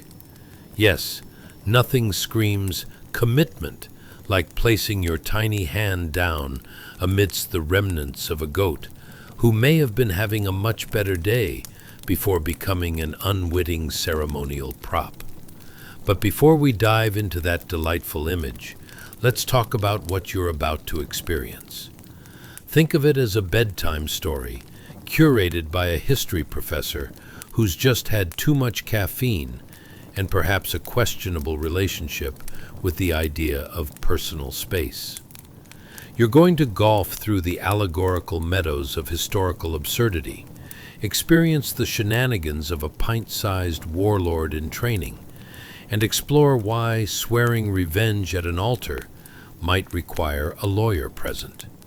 Spoiler alert, it's not as dramatic as it sounds, but definitely funnier. Promise. If you enjoy these hilariously chaotic explorations through history, consider giving it a thumbs up, subscribing, and maybe even leaving a comment on your favorite ancient ritual that went horribly wrong. Like the time they tried to invent a festival in honor of the potato and ended up rolling in mud. But only do this if you actually enjoy it, because sharing is caring, and we respect your freedom to binge-watch cat videos instead. So now, dim those lights, crank up your imaginary fan to simulate a cool Mediterranean breeze, and nestle comfortably into your blanket fortress. Are you catching the drift? Imagine you're introducing yourself to an ancient Roman, someone who has a knack for all things bizarre. What's the deal with those tunics, you might wonder? Do you guys even know what a washing machine is? Or perhaps generate a mini existential crisis with questions like, why are we sacrificing goats? Did someone lose a bet? Congratulations. You've just woken up in 250 BCE, where the only thing scarier than the Romans' culinary skills is the amount of mischief they could stir up with a mere parchment. The air smells like a mixture of incense and something akin to desperation. A wonderful ambiance for a day of drama. And there you find Hannibal Barca, a mere 9 years old, but already holding on to a promise heavier than a whale at an all-you-can-eat buffet. Picture this: a small boy, his cherubic face illuminated by flickering torchlight, approaches an altar that might have seen better days, back when people thought splitting a goat in half was a fun way to spend a Tuesday. His little hand trembles not from fear, but from the sheer gravity of his situation. This is no ordinary day for Hannibal. It's a rite of passage, one that includes more symbolism than a poorly constructed love poem. As he places his tiny palm down on the altar, stained crimson with the sacrifices of pawns before him, you can practically hear the dramatic music crescendoing in the background. Where's your popcorn? Because the drama is about to kick in. You glance around. There's a priest mumbling some incoherent prayers, likely wishing he'd skipped the last goat steak dinner. But really, who could blame him? If your workday consisted of flipping through ancient scrolls and occasionally stabbing a goat, you'd need to lean into the strong drink too. As Hannibal swears his lifelong oath against Rome, you wonder if he's secretly thinking, wouldn't it be easier to just have a cup of herbal tea and settle our differences through friendly negotiation? But this isn't some soft-spoken therapy session. This is the ancient Mediterranean, where words hold weight and revenge is the romanticized equivalent of a weekend Netflix binge. Vengeance is served with a side of glory. And let's face it, children in ancient Rome really had a knack for dramatizing their feelings. His little voice rings out as he solemnly declares, "I will avenge my father and my people," an oath that would send shivers down the spines of even the hardiest Roman senators. You hold back a chuckle because it's not every day you see a kid commit to a vengeance plan with the seriousness of someone signing a mortgage agreement. Is this a good idea, you think? I mean, couldn't he just join the local bowling league instead? Much lower stakes and all. Hannibal craves a legacy, not just another childhood hobby like herding sheep or dreading algebra homework. No, he seeks the kind of legacy that makes him the stuff of legends, to stick out in history like a sore thumb or that one sock that always goes missing in the laundry. But alas, there's no time for shoehorned metaphors about laundry. You hear the bellowing of goats and a tugging at your consciousness, suggesting that maybe you should join in this madness. And as Hannibal raises his fist, you realize he is not just a boy. At this moment, he's reborn as a tiny gladiator of revenge. And all you can think is what horrors the Romans are about to face. Just then, a goat's bleat echoes through the temple, breaking the seriousness of the atmosphere like someone accidentally letting a fart slip in a solemn assembly. The priests glare, momentarily distracted as they wrestle with their inner chuckles. Who knew that conflict could come with comedic complications?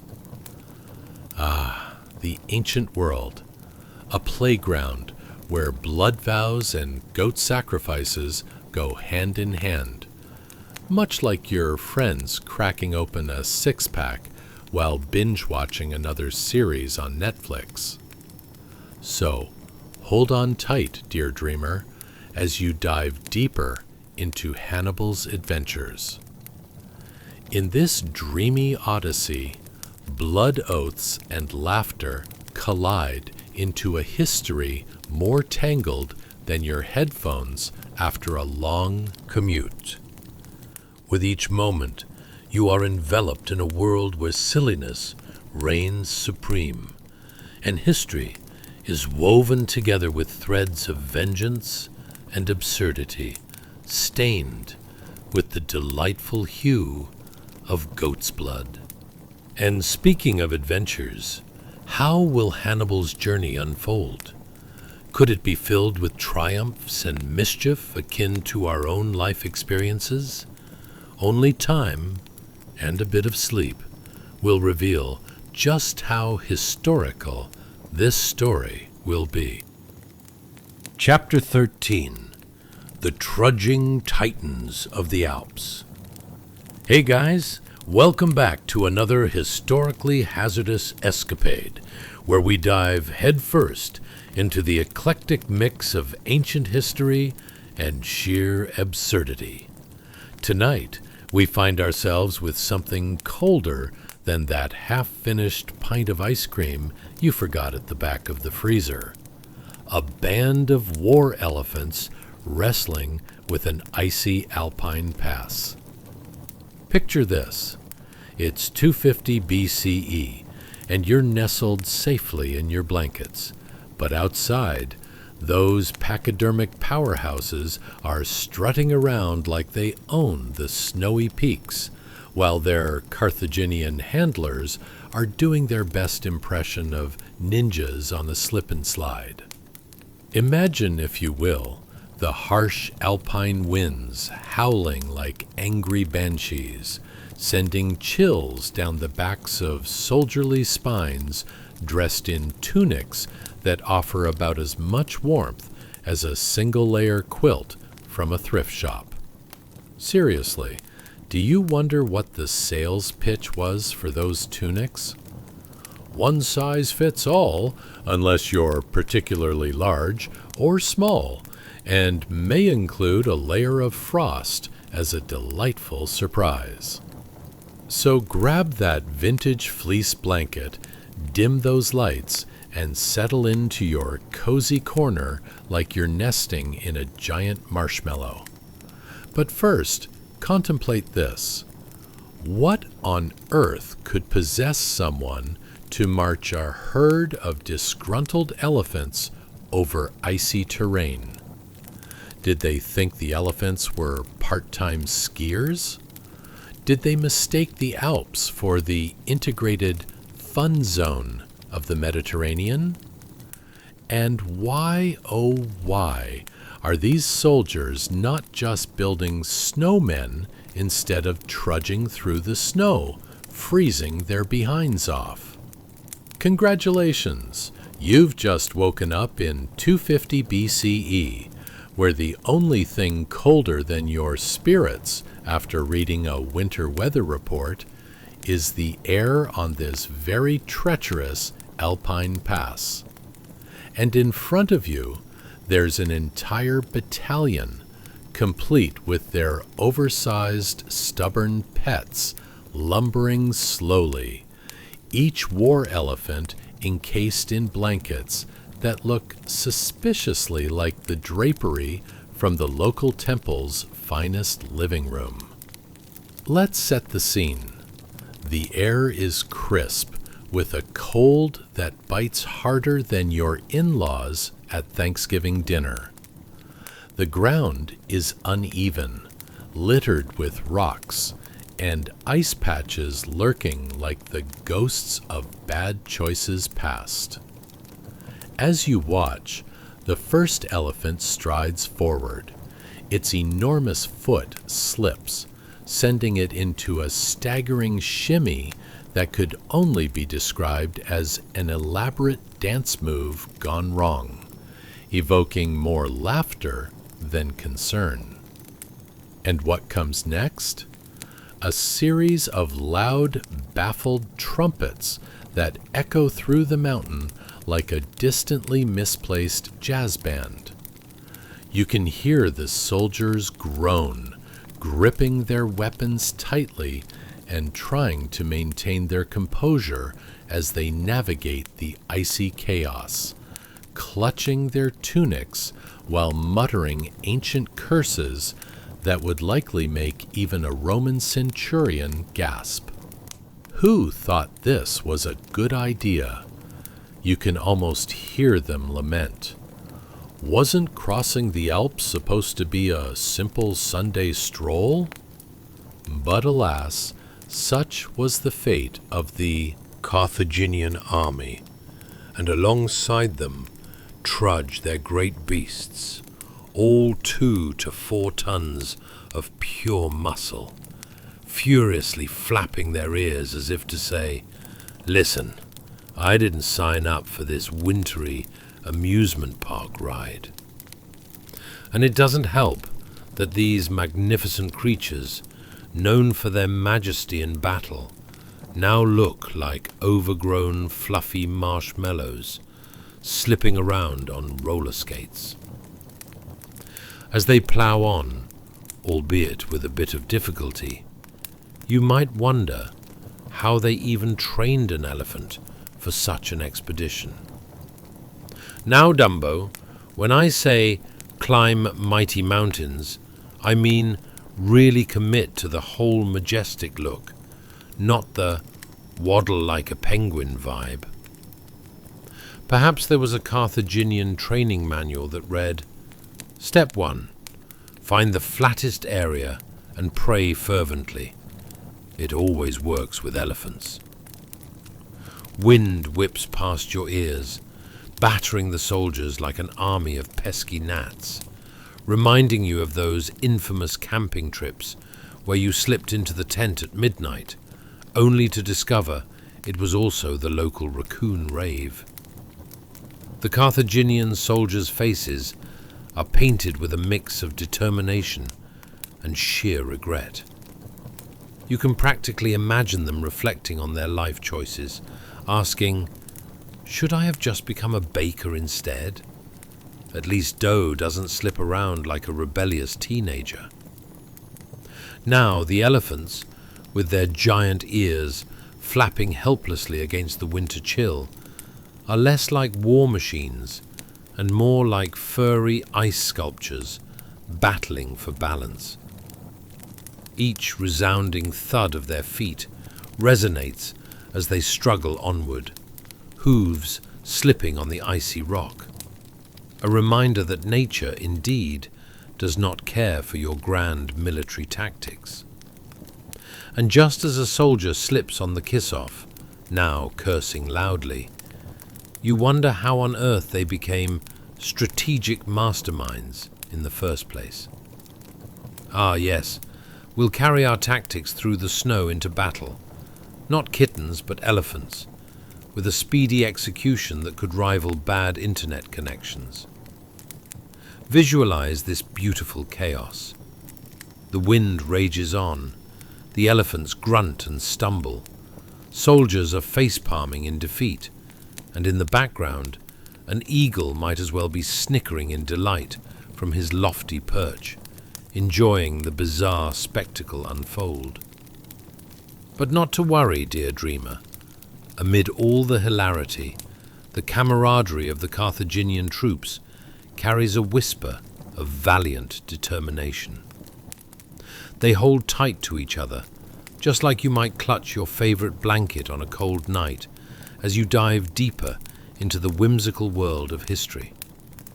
Who would have thought that the romance of war could go so awry? And finally, as they continue their trudging trek, this scene stands testament to the resilient spirit of not just one people, but of every hapless soul who's ever dared to step out into an unexpected snowstorm. So prepare for more antics ahead, as the journey of Hannibal and his not-so-smooth expedition is far from over. Each stumble, each hilarious misstep, we're just getting started on this frosty adventure through history, through Chapter 14, The Mists of Ambush. Hey guys, welcome back to another drowsy dive into history's hazy chaos, where we explore not just the past, but do so with the grace of a baby deer discovering its legs for the first time. Tonight, we embark on a journey so absurdly tangled that it rivals your last attempt at cooking a new recipe. Roman legions charging into a narrow valley shrouded in morning mist, unaware that an entire brigade of Carthaginian forces is hiding nearby, likely plotting a surprise party instead of a surprise ambush. Imagine, if you will, the Roman soldiers marching forth with boundless confidence, the kind of bravado usually reserved for karaoke nights after 3 too many drinks. Seriously, who wouldn't feel like a fearsome conqueror when draped in a toga that whispered sweet nothings to their proverbial biceps? But hold up a second. Ever wonder what was running through their minds as they blindly flooded into this misty veil? Was it, yes, this is definitely the shortcut to glory? Or perhaps, I should really have grabbed a map, or at least a compass. Now, pause for a moment. Picture the morning air, crisp and cold, bringing with it a scent hurled together by nature's wild imagination. Think damp earth mingling with the remnants of last night's questionable stew. Can you almost taste the anticipation? a sensation akin to biting into a sandwich, only to discover it's stuffed with pickles in place of what you thought was turkey. Is that strategic genius in the air, or just yesterday's leftovers? Just ahead lies the valley, thick with swirling fog, rolling around like a sleepy cat who has heard the can opener in action. Ubiquitous, mysterious, and absolutely not to be underestimated. In this swirling mass, the valiant Romans stomp forward, all shiny armor gleaming like a newly polished penny. Their boots clomp against the uneven ground, echoing loudly as if they each carried a small personal drum. And yet, it's the deftly concealed Carthaginian forces, ticking like a well-choreographed clock, lurking among the shadows, that we should be worried about. They're like that friend who always knows when to jump out and scare you, only this time they're armed to the teeth. As you settle into your cozy nook, allow me to ask you this. Ever tried sneaking up on someone while holding a creaky wooden floor? Imagine these soldiers trying to tiptoe stealthily, all while navigating a minefield of branches, rocks, and unintentional poetic tragedy. "Oops, sorry, General," Ted whispers as he steps right onto the twig that betrays them faster than your sport-crazed uncle at Thanksgiving dinner. Meanwhile, amongst the Roman ranks, you can picture a particularly cocky centurion, strutting about as if he was wrapped in a superhero cape of invincibility, instructing his men with the utmost swagger. "Onward, men! Victory awaits!" And just moments later, you can almost hear the collective thought bubble rising over the legion. Could he maybe chill on the motivational speeches? I'm just trying to get my morning eggs. But let's not get too caught up on the Romans, because in the hills, the Carthaginians lie in wait. With the fervor of kids on a sugar rush, they're ready to pounce like over-enthusiastic kittens on a laser pointer dot. Picture their faces, all seriousness aside, barely stifling giggles as the jokes fly. Did you hear the one about the centurion who forgot his shield? Spoiler alert, he didn't stand a chance.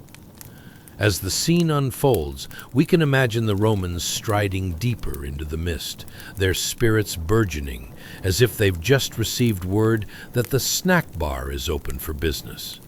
Yet little do they know, there's a hidden battalion of Carthaginian forces, each one trained not just in stealth, but in the subtle art of mischief.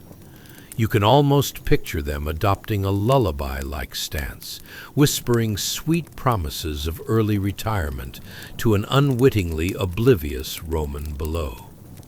Meanwhile, the Roman generals are emerging from their fog of optimism when suddenly, out of nowhere, and I mean literally, here come the Carthaginians, like a surprise wave crashing upon a beach just as you'd begun to relax, tossing sand into your sandwich. And if you think this is just any old ambush, oh no. The Carthaginians have chosen this moment with the same energy that you have when picking out the perfect outfit for a first date. The stakes are high, and every moment counts. The Romans, still blissfully unaware, are about to face off with opponents who've got a knack for theatrics.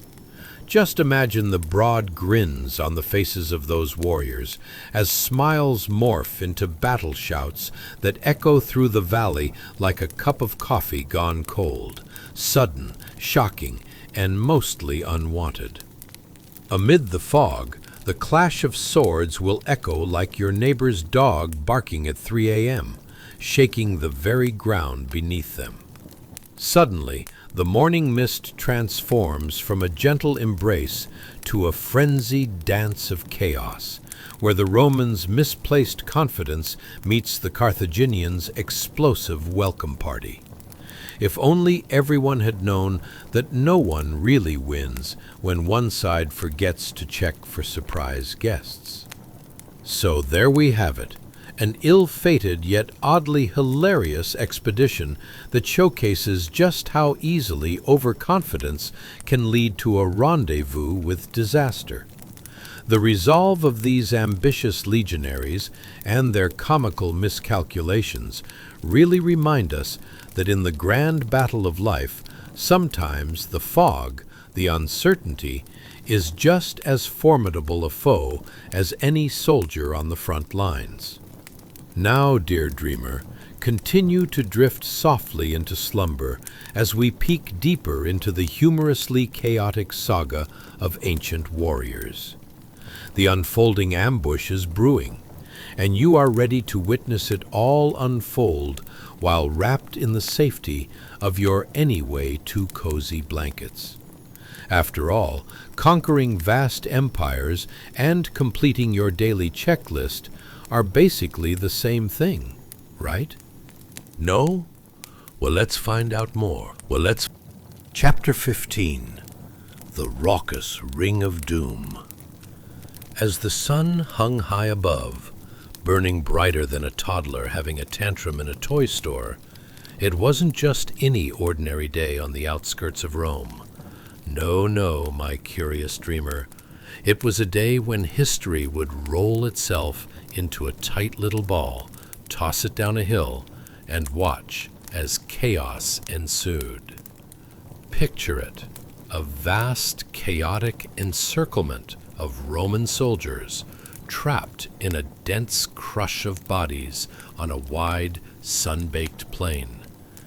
Can you hear the collective groans? It's the kind of sound that might just remind you of your coworkers when they realize it's pencil-sharpening day again. Come, delve into this sweaty spectacle of Roman bravado, where muscle met manure and strategy met total and utter confusion. Around our hapless legionnaires, the Carthaginian cavalry, with all the enthusiasm of kittens chasing after a laser pointer, was closing the fatal ring from the rear. Yep, that's right. For every inch the Roman soldiers marched forward, they might as well have been playing hopscotch on a very, very slippery slope towards catastrophic embarrassment. Let's set the stage, shall we? It's hot. Like, why is my back sweating in places I didn't know existed? Hot. All around, the sun blazes down as if it had taken on the role of a particularly cranky deity, determined to roast every Roman in sight. The air is thick and stagnant, filled with the delightful bouquet of sweat, leather, and that ever so pleasant whiff of impending doom. Add a pinch of fear, just for flavor, and we've got ourselves a recipe for disaster. Can you hear the clattering of armor? It's like a bad band trying to find their rhythm at a wedding. You've got sword clashes that sound more like pots and pans in a kitchen than a mighty clash of civilizations. Daydream for a moment about a legionnaire just hoping to find a quiet corner to polish his shin guards, only to overhear his buddy shout, "Look out! The Carthaginians are coming!" And suddenly he's regretting every decision that led him to skip leg day. Meanwhile, the valiant Roman soldiers stride forth, brimming with confidence that borders on delusion. You know, that kind of confidence you sometimes feel after a particularly invigorating shower, while believing that today is definitely going to be your day. "Onward to glory!" they yell, oblivious to the cavalry that's tightening the noose around them faster than you can say, "What was I thinking?" But wait, let's not sidestep our Carthaginian friends, shall we? These cavalrymen are jittery with anticipation, perhaps fueled by a very real craving for victory. Or maybe just breakfast? After all, who wouldn't want to charge into battle on an empty stomach? Picture this motley crew lounging in the hills, suppressed giggles bubbling to the surface as they contemplate chocolate biscuits and sandwiches. From a tactical perspective, their secret favorite way to confuse the enemy was to hurl random morsels of bread at them. It had worked before, why not now? As our Roman soldiers trudge on with all the grace of a three-legged goat, imagine the unexpected bonus, a sneaky little shrub just waiting to trip one of them. Bam! Suddenly, it's less about valor and more about, "Are you okay, Marcus?" As the legions advance with misplaced optimism, do they stop to reassess their map? Nope. They've decided to treat the chaos like a scavenger hunt, each soldier hoping to find glory hiding behind a rock. The Carthaginian forces, now poised and ready, like kids at a birthday party waiting to dive into cake, unleash their plan with all of the finesse of a toddler tossing spaghetti against the wall. "They're coming! They're almost here!" the cry goes out, and the Romans stand tall, perhaps pondering why Roman soldiers aren't provided with backpacks for emergencies like logistical messes or confused companions. It's about to get wild in a way that has never happened before. You can almost hear the audience murmuring, "Did someone forget to bring the popcorn?" In this boiling pot of absurdity, the mist thickens around the soldiers. The fog transforms from a gentle blanket to a malevolent entity, swirling ominously like a hostile spirit eager to meddle in the affairs of mortals. Think of it as that heavy sigh you experience when your Wi-Fi drops during a crucial download. Exasperating, enveloping, and deeply inconvenient. And there they are, the Romans, soldiers clad in armor glinting under the merciless sun, approaching a destiny that teeters between tragedy and slapstick comedy. Maybe they should have left the fight for another day, having mistakenly assumed they were merely auditioning for the latest reality series, Survivor, Roman Edition. Spoiler alert, all contestants are being guided into an unexpected twist ending. Hyena-like laughter bubbles up from the Carthaginian ranks, who feel as prepared as one might be if handed the mic at an open mic night. And just like that, the ambush takes shape, and it pulls tighter than your favorite pair of jeans after a dinner of excessive bread and butter. The Roman legions, now suddenly aware they've wandered into a surprise birthday bash, only this time the cake is swords and the clowns are bloodthirsty warriors, realize they've misjudged the entire topography of this chaotic makeup party.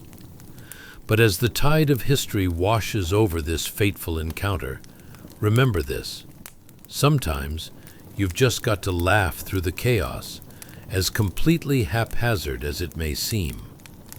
Just like daily life, the Romans remind us that it's not about how you start, but how you dodge the calamity around you, even if it involves unexpectedly spectacular consequences.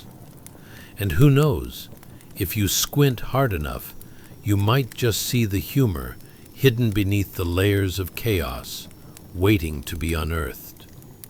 So drift deeper into your cozy alcove of dreams, my friend. The relentless march of history continues, and the Roman soldiers are caught in a loop of absurd destiny, tangled in misunderstanding, bravado, and some rather unfortunate choices. It's all unfolding, and rest assured, it makes for the perfect bedtime story. After all, who doesn't love a little ancient chaos before sinking down into sweet slumber? Sweet slumber. Chapter 16. The Pilgrimage of Woe. Hey guys, tonight we embark on a journey that's hotter than your favorite summer barbecue gone rogue. A spiritual adventure through the sacred halls of Eleusis during a time when sandals were the height of foot fashion and everyone seemed to be in a trance. What's more extraordinary than that, you ask? Perhaps witnessing a gathering of torchlit pilgrims wandering in search of enlightenment while half-heartedly contemplating if their last meal was actually a sacred offering or just yesterday's pizza left in the sun too long. Before we delve into the depths of this ancient drama, take a moment to engage, like, subscribe, and maybe comment on the off chance you're feeling inspired, but only if you really, really enjoyed this. Now, let's dim the lights, turn on a gentle fan, and settle in. Consider the following. If you lived in the ancient world, would your morning routine involve searching for shaving cream made from sheep fat? Or perhaps getting confused by the local chariot traffic while trying to remember where you left your toga? Did you ever think that ancient Greeks held the original version of reality TV, only with more dysentery and less dramatic music? Ah, the simple joys of dodging divine wrath while preparing your offerings. Congratulations! You've just woken up in 250 BCE, standing before the Telesterion, a colossal, dark, mysterious hall nestled in a grove where nothing is as it seems.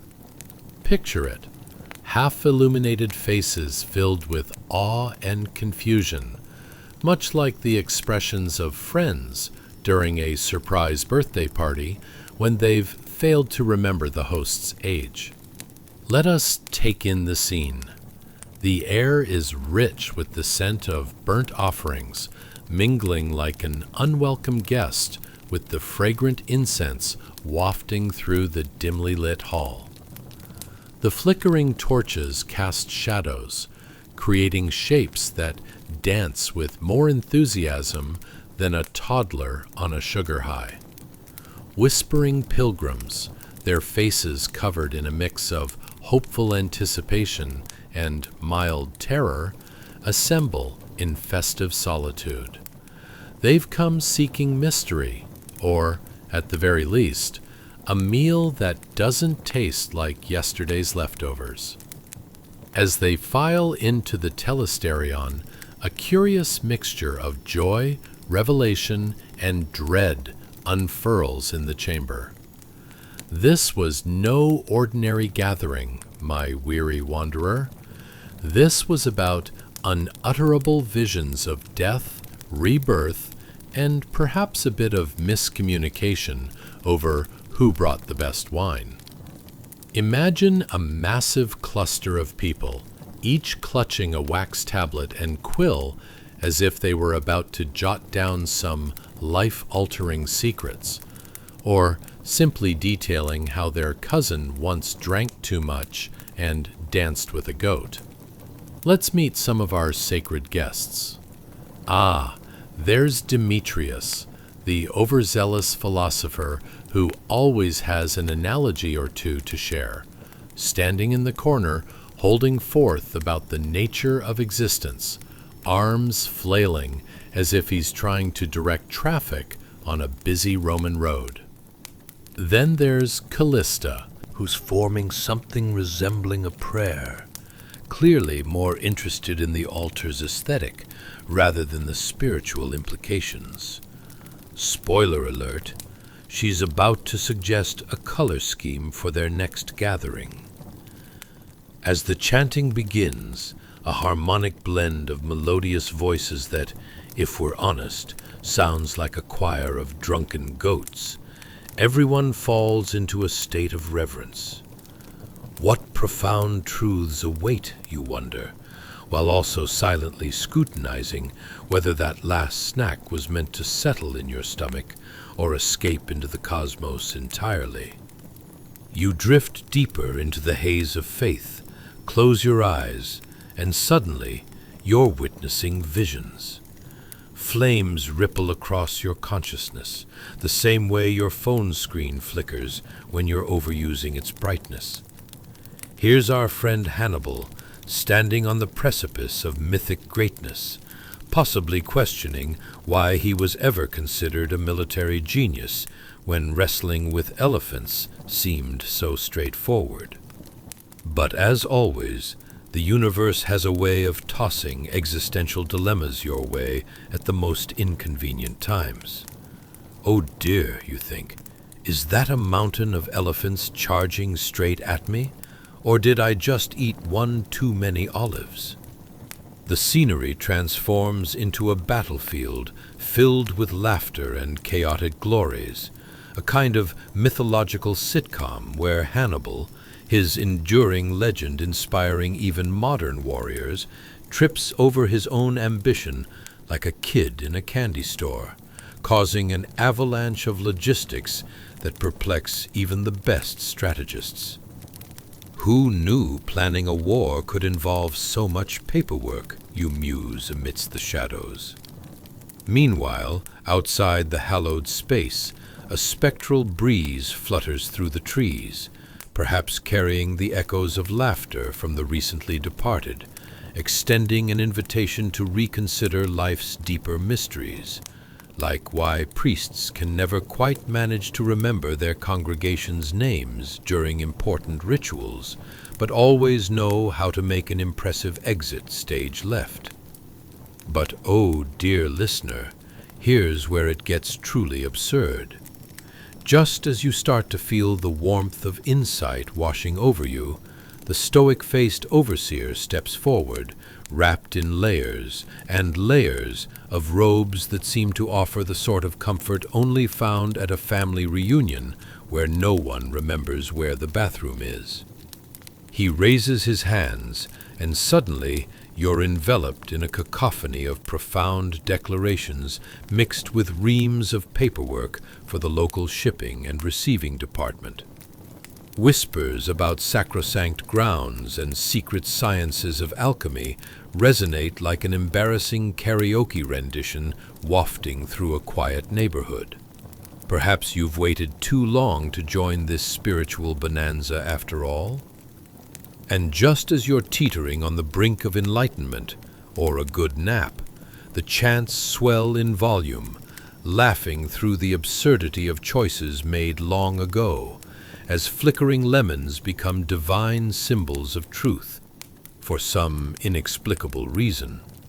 You can hardly fathom the fusion of irreversible history and the soup-like mixing of existential questions dancing around you. Almost makes you wish you'd brought a jacket, or, better yet, a good book on the subject. Perhaps How to Not Anger Your Chariot Horse, or The Fine Art of Pilgrimage Without Losing Your Lunch. As the visions blend into intriguing riddles surrounding life, death, and rebirth, you realize, amidst the overwhelming chaos, you've indeed stumbled upon something sacred, like pulling a rabbit out of a hat, only the hat is a confused elephant. Rest easy now, and revel in the absurdity. Somewhere in the hearts of pilgrims and ancient warriors, humor lives on, even when faced with darkness. Thank you for joining this encounter amid ancient echoes woven through time and mystery, where laughter triumphs right beside the solemnity of existence. Drift deeper into this historic reflection and let the gentle tides of night embrace you, with the promise that tomorrow's absurdities await just on the horizon. Chapter 17. The Gilded Procession of Thebes. Hey guys, tonight we're about to set sail in something more buoyant than a rubber ducky at a kiddie pool party, witnessing the extravagant processions of Thebes in 250 BCE, where the only things more sacred than the gods were the priests. Picture this: golden ceremonial boats bobbing along, each clattering with the weight of life-size statues of deities, paraded with all the enthusiasm of that one uncle at weddings who thinks he's the life of the party. But first, let's engage. Like, subscribe, and possibly comment, only if you're feeling especially generous tonight, of course. No pressure, really. Though I can say with confidence that nothing helps lull you to sleep quite like knowing you've contributed to the vibrant world of faceless YouTube oddities. Now, let's dim the lights, perhaps turn on a soft fan to mimic the gentle winds of history, and wriggle into a comfortable position, kind of like trying to find a cozy spot on a pile of hay. Imagine being an ancient Egyptian in the bustling streets of Thebes, surrounded by color and noise. Would you be the one trying to navigate the crowd, only to trip over a ceremonial sandal? Or perhaps you'd be the one waving your arms around, desperately trying to keep an oversized statue of a god from toppling onto a hapless bystander. Congratulations! You've just woken up in Thebes during the rituals dedicated to the gods, where your biggest concern is not the latest meme, but whether you've prepped your finest toga to impress the high priests. The air is electrified with excitement, the type that makes you feel like the world is on the cusp of a major Netflix series premiere. You're enveloped in the sights and sounds of a vibrant tapestry, colors more vivid than a retro 90s fashion show, and aromas so enticing they could make even a stoic statue turn its head. Let's take a stroll through the streets. The processional route is alive with noise. Priests in crisp linen garments waft by, adjusting their gold-tasseled headpieces like they're on a catwalk, competing only with the ornate statues riding aloft on gilded boats. It's all very glorious, until you realize that the outfit you chose is the result of a desperate scraping of garments from last year's festival. Oops, fashion faux pas. As you gaze upon the grand procession, the rhythmic chants of the priests sound like a choir of ancient goats attempting to harmonize. Seriously, if you squint, it almost resembles a peculiar flash mob where everyone is way too invested, but no one seems to remember the dance steps. Sentences of praise rise and fall, punctuated by the occasional sneeze from a priest who just stepped too close to a pile of fragrant incense. When you think about it, attention to your surroundings might just save your toga from the wrath of an altar sneeze. Look up. There's the boat of Amun, shimmering in the sunlight and bobbing like it's ready for a delightful game of water polo. You can practically hear the whispered discussions about who gets to sit closest to the idol this year. It's like the ancient world's equivalent of determining seating arrangements at a holiday family dinner. Someone is definitely going to list all the reasons why they absolutely deserve the prime spot, complete with gesture flailing and grand declarations about divine favor. As you continue to wander, the excitement builds. The reverence is palpable, with the sort of intensity usually reserved for sniffing a freshly opened canister of chocolate chip cookies. Just as a priest starts giving a spiel about the time of creation and the cosmic scales of fate, let your mind drift into the sheer absurdity of it all. Watching priests nearly trip over sandaled feet while holding life-size statues of deities should absolutely be a spectator sport. Suddenly, let's talk about the ceremonial benches. If you ever thought that a seat at a game was intense, try finding comfort on a wooden bench strategically placed at a sun-drenched altar. Guess what?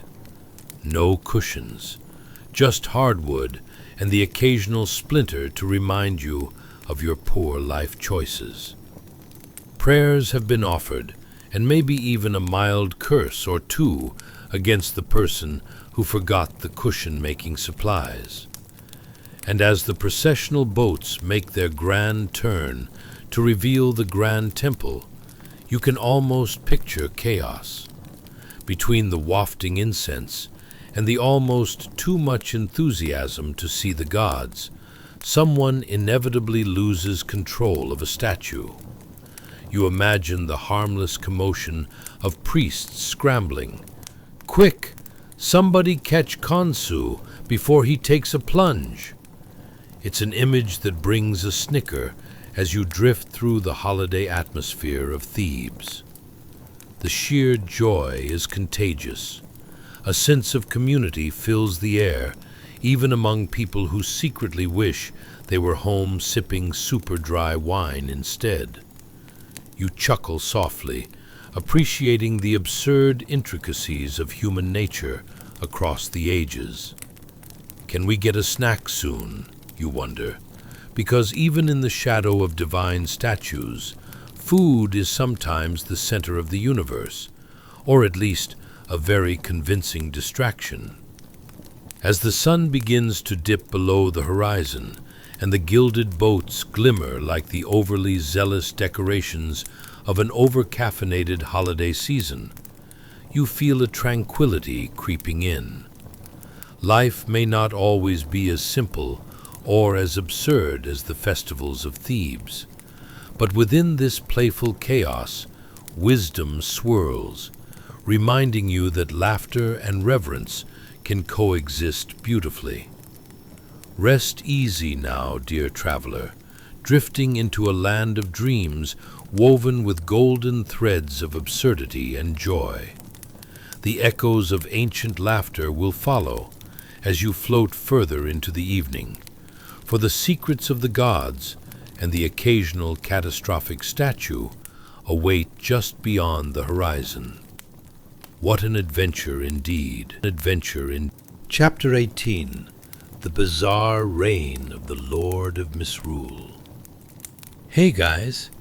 Tonight we're about to plunge into something more bewildering than a cat trying to swim. Welcome to the grand spectacle of ancient Rome, where the social order flips more frequently than a pancake on a hot griddle. Picture this: a Roman slave crowned as the Lord of Misrule, instructing his master, who, for reasons beyond logic, is draped in an outlandishly colorful tunic and beaming like he just won a toga contest. Now I know what you're probably thinking.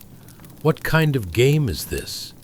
Is it a gladiatorial match or a fashion runway showdown? Still not sure if the prize for this absurd hierarchy reversal is ancient currency or simply bragging rights at the next Saturnalia party. But hey, if it tickles your fancy and your sense of humor, who am I to judge? Just remember to like, subscribe, and consider commenting if you enjoy our delightful jaunt into ancient mischief. So, grab your cozy blanket, fluff that pillow, and maybe kick on a fan to mimic the gentle winds that sweep through these lively streets. Breathe in deeply. Can you smell that? It's the scent of roasted figs mingling with the aroma of incense, plus that inexplicable hint of, oh dear, someone really shouldn't have worn a tunic that short. Now, you might be wondering, what's it like being a slave in Rome during the late Republic? Do you get a snack break? What happens when your master starts dancing awkwardly at a feast? And is there actually a sketchy board where you rank in the grand scheme of servants? Congratulations! You've just woken up in the most wonderfully chaotic season of life, 250 BCE, amidst the revelries of misrule, where one simple proclamation from your newly crowned Lord of Misrule could lead to anything from a slapstick comedy routine to a gladiatorial-style pie-eating contest. Let's set the scene. You find yourself in the lavishly bustling streets of Rome. It's a tapestry of random acts of kindness, deliberate absurdity, and a lot of people sporting questionable fashion choices. The Roman market is alive with the sounds of merchants shouting about the latest exotic produce while trying to assure you that, yes, you do need a basket full of pomegranates, whether you like them or not. But tonight is something different. As the appointed Lord of Misrule waves an elaborately carved stick, which honestly looks like something out of a children's toy store, your master, clad in vibrant, pigmented fabrics, spins around like he's auditioning for a particularly flamboyant musical. Oh dear, you think. Wasn't the recommended attire for arriving guests a bit more subdued? But hey, this is ancient Rome. Every day is like a fashion episode of What Not to Wear, Bronze Edition. With a flourish, the Lord of Misrule, your former co-worker, now adorned with a laurel wreath, which he may or may not have found in a nearby shrub, declares, tonight's menu shall include only the finest foods, served on the comically large platter of doom. And immediately you can see the people around the banquet table, nobles and plebeians alike, digesting the absurdity of this request more slowly than the roast lamb sliding down the tablecloth. Bring forth the delightful pumpkin soup, thickened with the funny stories of yesteryear, he commands. You can practically hear the thought bubble above your master's head. Did he just say pumpkin soup? Who even eats that? The fact that this is a festive occasion, where you're expected to laugh along, only adds to the entertainment value. As you watch your master rush off to fulfill these absurd orders, something wonderful happens. He trips over the leg of a very squished stool, tumbling to the ground with all the grace of a three-legged mule. It takes everything in you not to burst into laughter, which, let's be honest, is the only acceptable response in a night where societal norms seem to have taken a permanent vacation. Your master retrieves himself and grins sheepishly, brushing imaginary dirt off his tunic as though he hadn't just made a glorious spectacle of himself. Allow me to stand in service to my master, dear Lord of Misrule, he declares, only slightly out of breath. The Lord simply nods, clearly ecstatic about the chaos he has unleashed. Next, he continues, everyone must dance. Yes, you heard right. A swirling, twirling, spectacular display of spontaneity. And what happens next? The awkward, soft shuffling would shock modern dance instructors. You can't help but chuckle at the sight of a group of grim-faced senators coordinating their movements like a herd of confused elephants, all while trying not to drop their goblets or validate your lord's theatrical outburst. It's a scene so absurd it could make even Dionysus, the god of merriment, roll his eyes. The air fills with laughter, camaraderie, and just a wee bit of chaos as people cheer each other on. "You call that dancing? I've seen toddlers wobble better," one fellow shouts, while a particularly brave soldier attempts a pirouette that almost sends a nearby table of food tumbling to the ground. By the end of the night, the true absurdity settles like fine dust over the participants. Your former coworker, the very embodiment of what happens when you give the wrong person a crown, grins with unabashed joy.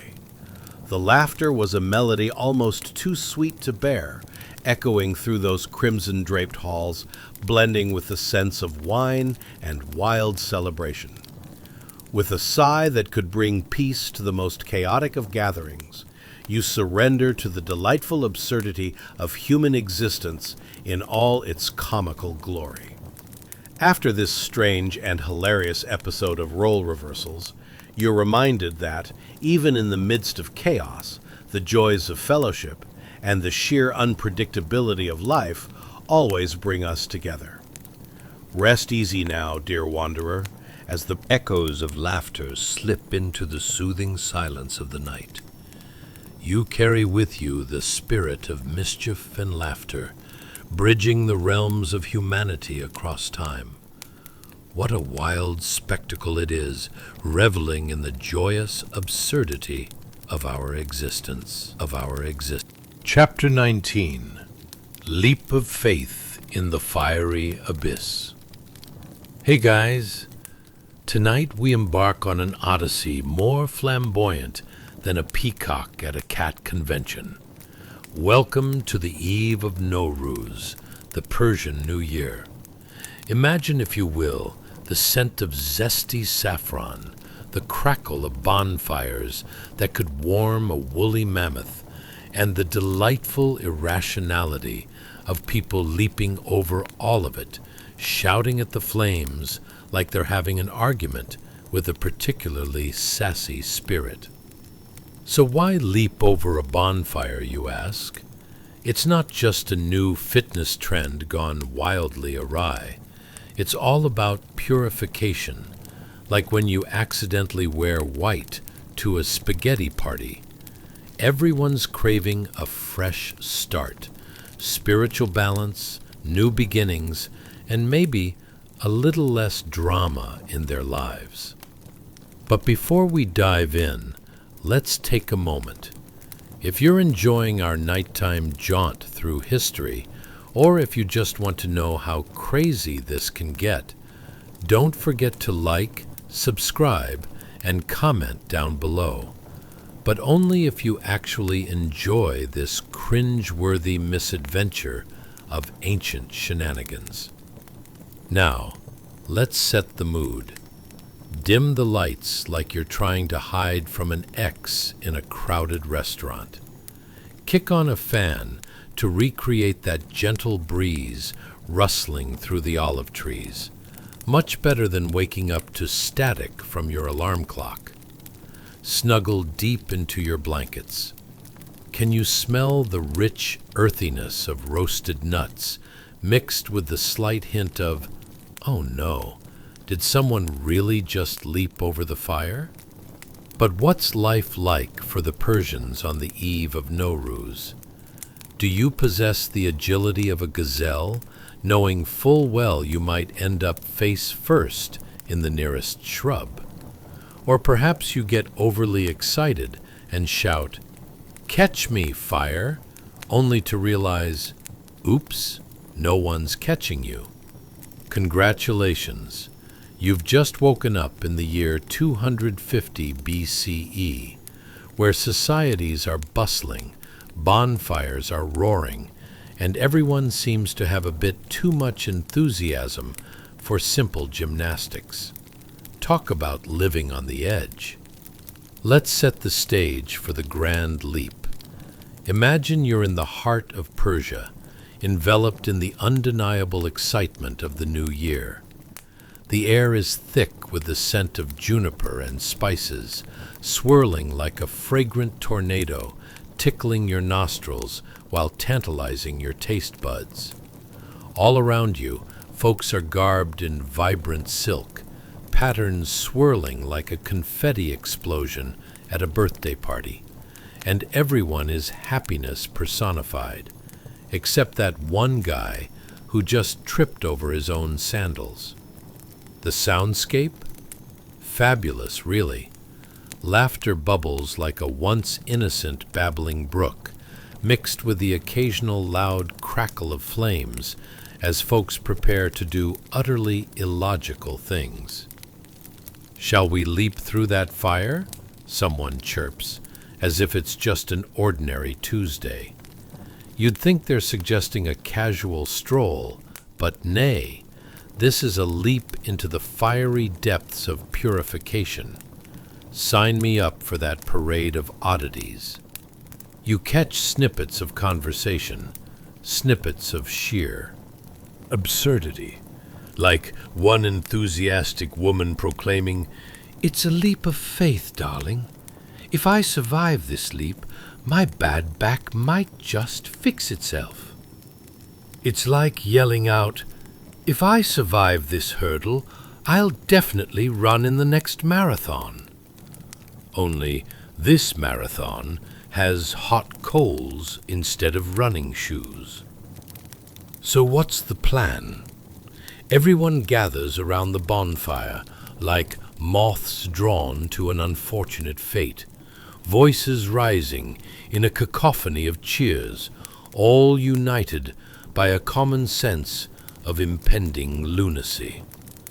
The flames dance and flicker under the watchful eyes of the stars, providing a theatrical backdrop for what can only be described as a communal act of delightful madness. You see a wise elder, the local sage, standing off to the side, presumably challenging the cosmos with his weathered gaze. "Yes, yes, jump, and then you shall be reborn," he shouts, his beard almost catching fire with every emphatic gesture. You chuckle, shaking your head, because isn't that just like ancient wisdom to be mixed with questionable risk assessments? Now, the first brave soul steps up, their heart pounding harder than a Roman chariot race. They take a deep breath, a moment of solemnity before the delightful insanity. 3, 2, 1, and they leap, legs flailing in a manner reminiscent of an octopus trying to ride a bicycle as they hurtle over the fire. And in that split second, you can't help but wonder, if they miscalculate, does the fire become a new way to start over, like an accidental rebranding as Charcoal Keith? Luckily, they land safely, arms flailing in triumph, drawing applause from the crowd louder than a toddler at a birthday party. With each successfully completed leap, you revel in the spectacle, chuckling to yourself, thinking how this bonfire-lit affair resembles modern-day charades. You call that a jump?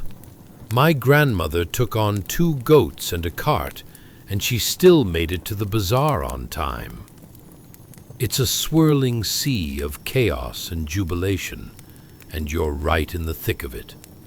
As the night progresses, people leap and burp like they consumed one too many bowls of spicy lentil stew, the air thick with joy and a hint of burnt hair. Every time someone clears the bonfire with impressive flair, it feels like a mini celebration for everyone involved. After all, if leaping through flames doesn't scream excitement, what does? And before you know it, the night slips deeper into laughter and camaraderie, with each jump seen not just as a feat of courage, but as a precursor to the hope, health, and happiness of the new year. Given that it's tradition, you can't ignore the satisfaction it brings, a symbol of shaking off the old and welcoming the new. Rest easy now, dear wanderer, as you let these warm memories wash over you, mixing the flames of festive absurdity with the love of community. The bonfire may flicker into the night, but the spirit of connection and joy clings to the air like the sweet scent of roasted nuts. What a spirited way to embrace life on the very edge of immolation, Chapter 20, The Dramatic Masks of Destiny.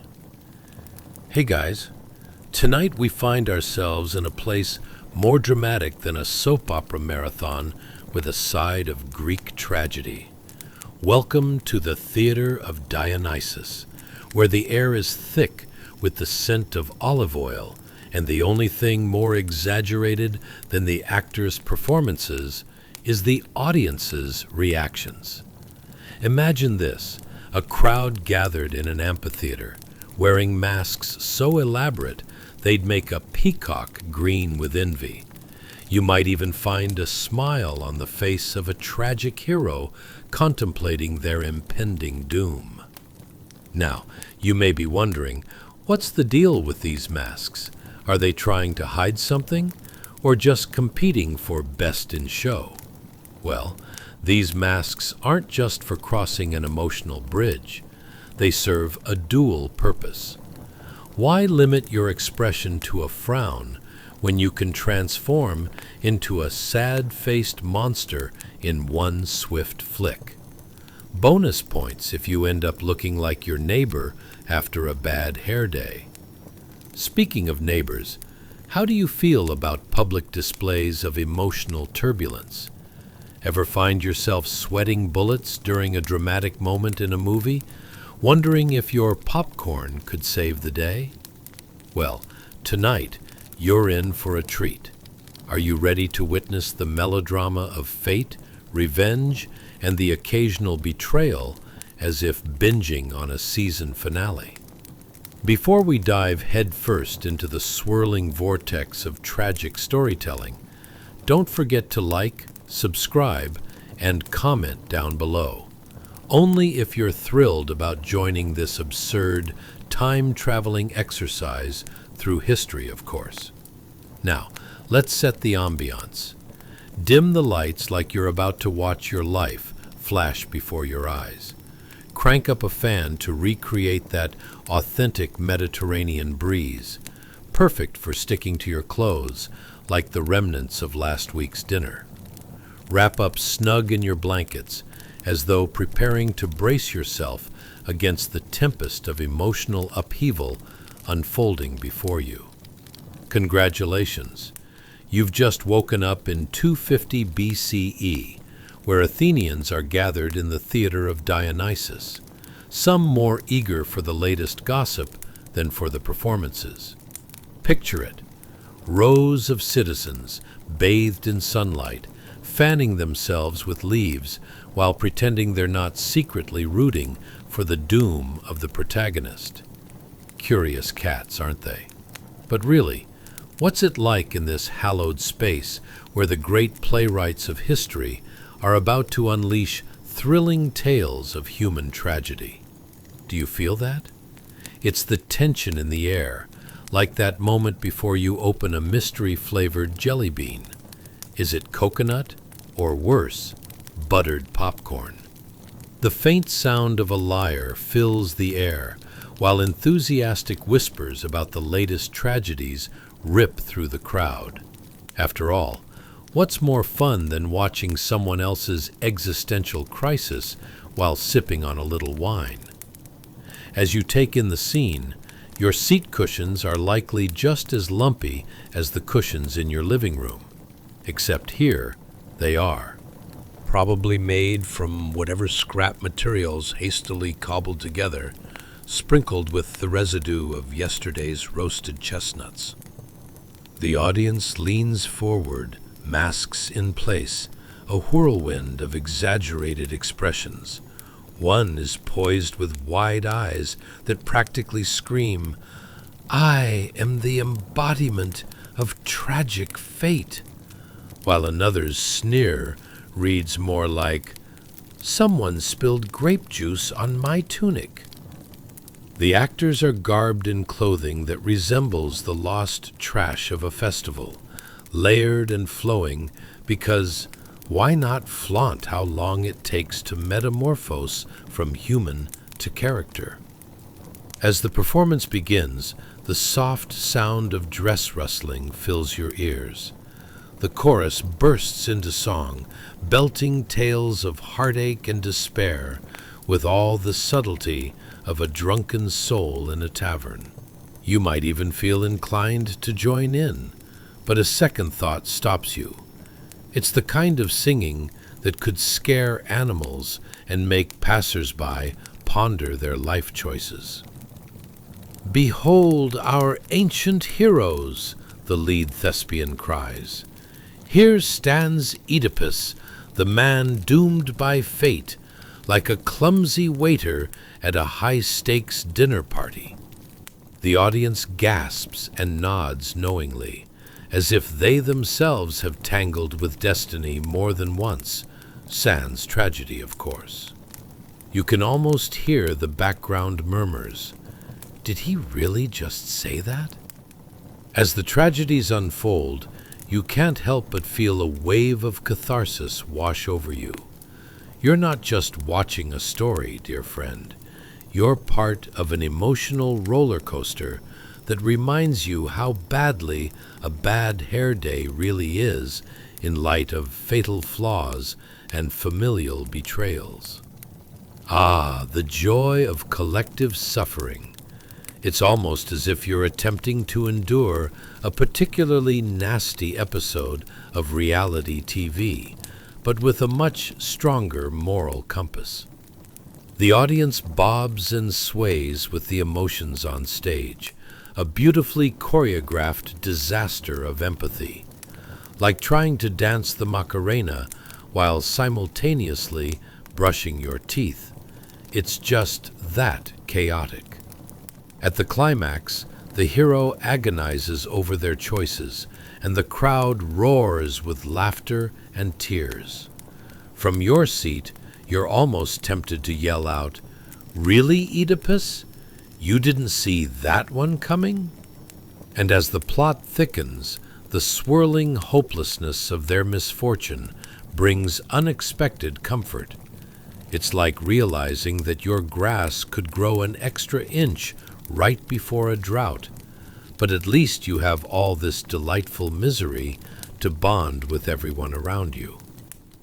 So here you are in the theater of Dionysus, a realm of laughter and tears. The masks you wear not only speak to ancient tales of tragedy, but also reflect reflections of us all. The performance may be heavy, but that's what makes sharing it with others so beautifully absurd. Rest easy now, dear wanderer. Absorb the pulsing energy of this theatrical escapade, where catharsis runs rampant and laughter dances in the heart of despair. Let the echoes of Athenian tragedy cradle you into the twilight as you process the evening's journey through the tangled web of human experience. Chapter 21. The Kaleidoscope of Chaos. Hey guys, tonight we're diving into something as vibrant as a peacock in a paint factory, a festival that feels like a vigorous pillow fight with history itself. Welcome to the streets of Rome, circa 250 BCE, where citizens are celebrating like it's the Olympics, a mix between joyous revelry and a bit too much grape juice.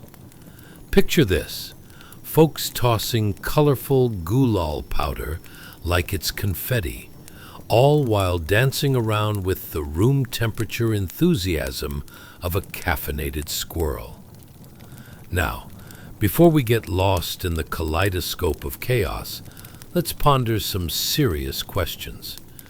Ever wanted to throw a spontaneous color party, but worried about getting egg on your face? Or, I don't know, egg on your toga instead?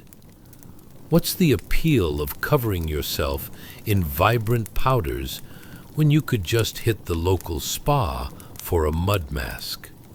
Or maybe you've wondered why the Romans weren't concerned about getting these colors all over their fine garments. Were they harboring a secret fabric cleaning spell we don't know about? As those perplexing thoughts swirl in your mind, let's take a deep breath and remind ourselves what life might have been like amongst the wild whirlwinds of the late Roman Republic. Congratulations! You've just woken up in 250 BCE and strolled right into a festival that feels as timeless as your last regrettable haircut. The air is thick with the heady scents of roasted vegetables and spices, mingled with a hint of something vaguely reminiscent of 1,000 unwashed tunics. As you look around, the whole scene seems to bubble like a cauldron of enthusiasm. And really, is there anything more satisfying than watching society turn into one gloriously chaotic hamster wheel of merriment? In this vibrant moment, social barriers magically fade away, just like your will to stick to a diet when there are free donuts around. You're surrounded by an explosion of colors, reds, greens, and blues in the air, blending together like a mad artist went rogue with a paint palette. A man nearby throws a handful of the red gulal, hitting another fellow who lets out a shriek akin to finding out your favorite show just got canceled. What a delicate symphony of tragedy and joy. Let's not forget the music. It thumps through the streets with all the grace and subtlety of a drunken centurion trying to lead the chicken dance. Instruments weave in and out, and while there might not be any formal choreography, that doesn't stop the locals from flinging their bodies about in what can only be described as a delightful celebration of chaotic interpretive dance. Is that a finger-wagging shimmy or a desperate attempt to shake off that uncomfortable tunic? The world may never know. And the chatter. Imagine conversations filled with the exuberance only ancient Romans could muster. Did you hear about Marcus? He tried to impress a lady by cartwheeling and landed face first in the olive vat. What a charmer! Between laughter and jolting surprise at practical jokes, it's as if every corner brings a new opportunity for social faux pas, each more entertaining than the last. Now, here's where it gets interesting. When those vibrant colors hit the air, they mingle with your sinus passages in a way that is both intoxicating and slightly concerning. You might momentarily wonder if you should be concerned about your respiratory health. But hey, what's a little powdered pigment in the grand scheme of ancient Roman revelry? Just remember, if someone claims it's just a temporary respiratory enhancement, roll your eyes and make your best escape. But let's also ponder logistics. Where do they store all that colorful powder? Is there a secret guild of powder hoarders? Do they band together, trading tips like how to mix the best color for your social standings, or gulal, an ancient recipe for deflecting small talk. And while they're at it, how many public arguments go down when dog owners insist their pets survived being hit with a burst of vibrant colors? It's like a soiree turned debate over who has the most aesthetically pleasing sheep. Truly an ancient pastime of intrigue. As the sun begins to set, painting the landscape in warm hues that would make a Baroque artist weep, laughter spills into the cracks of the cobblestones, a glorious soundtrack to this gathering. Picture it now. While some may walk around looking like they just stepped out of an avant-garde art exhibition, others gladly embrace their new, festive appearance with the grace of a peacock in full plume. And let's face it, those runaway piglets cavorting in the streets only add another layer of absurd delight.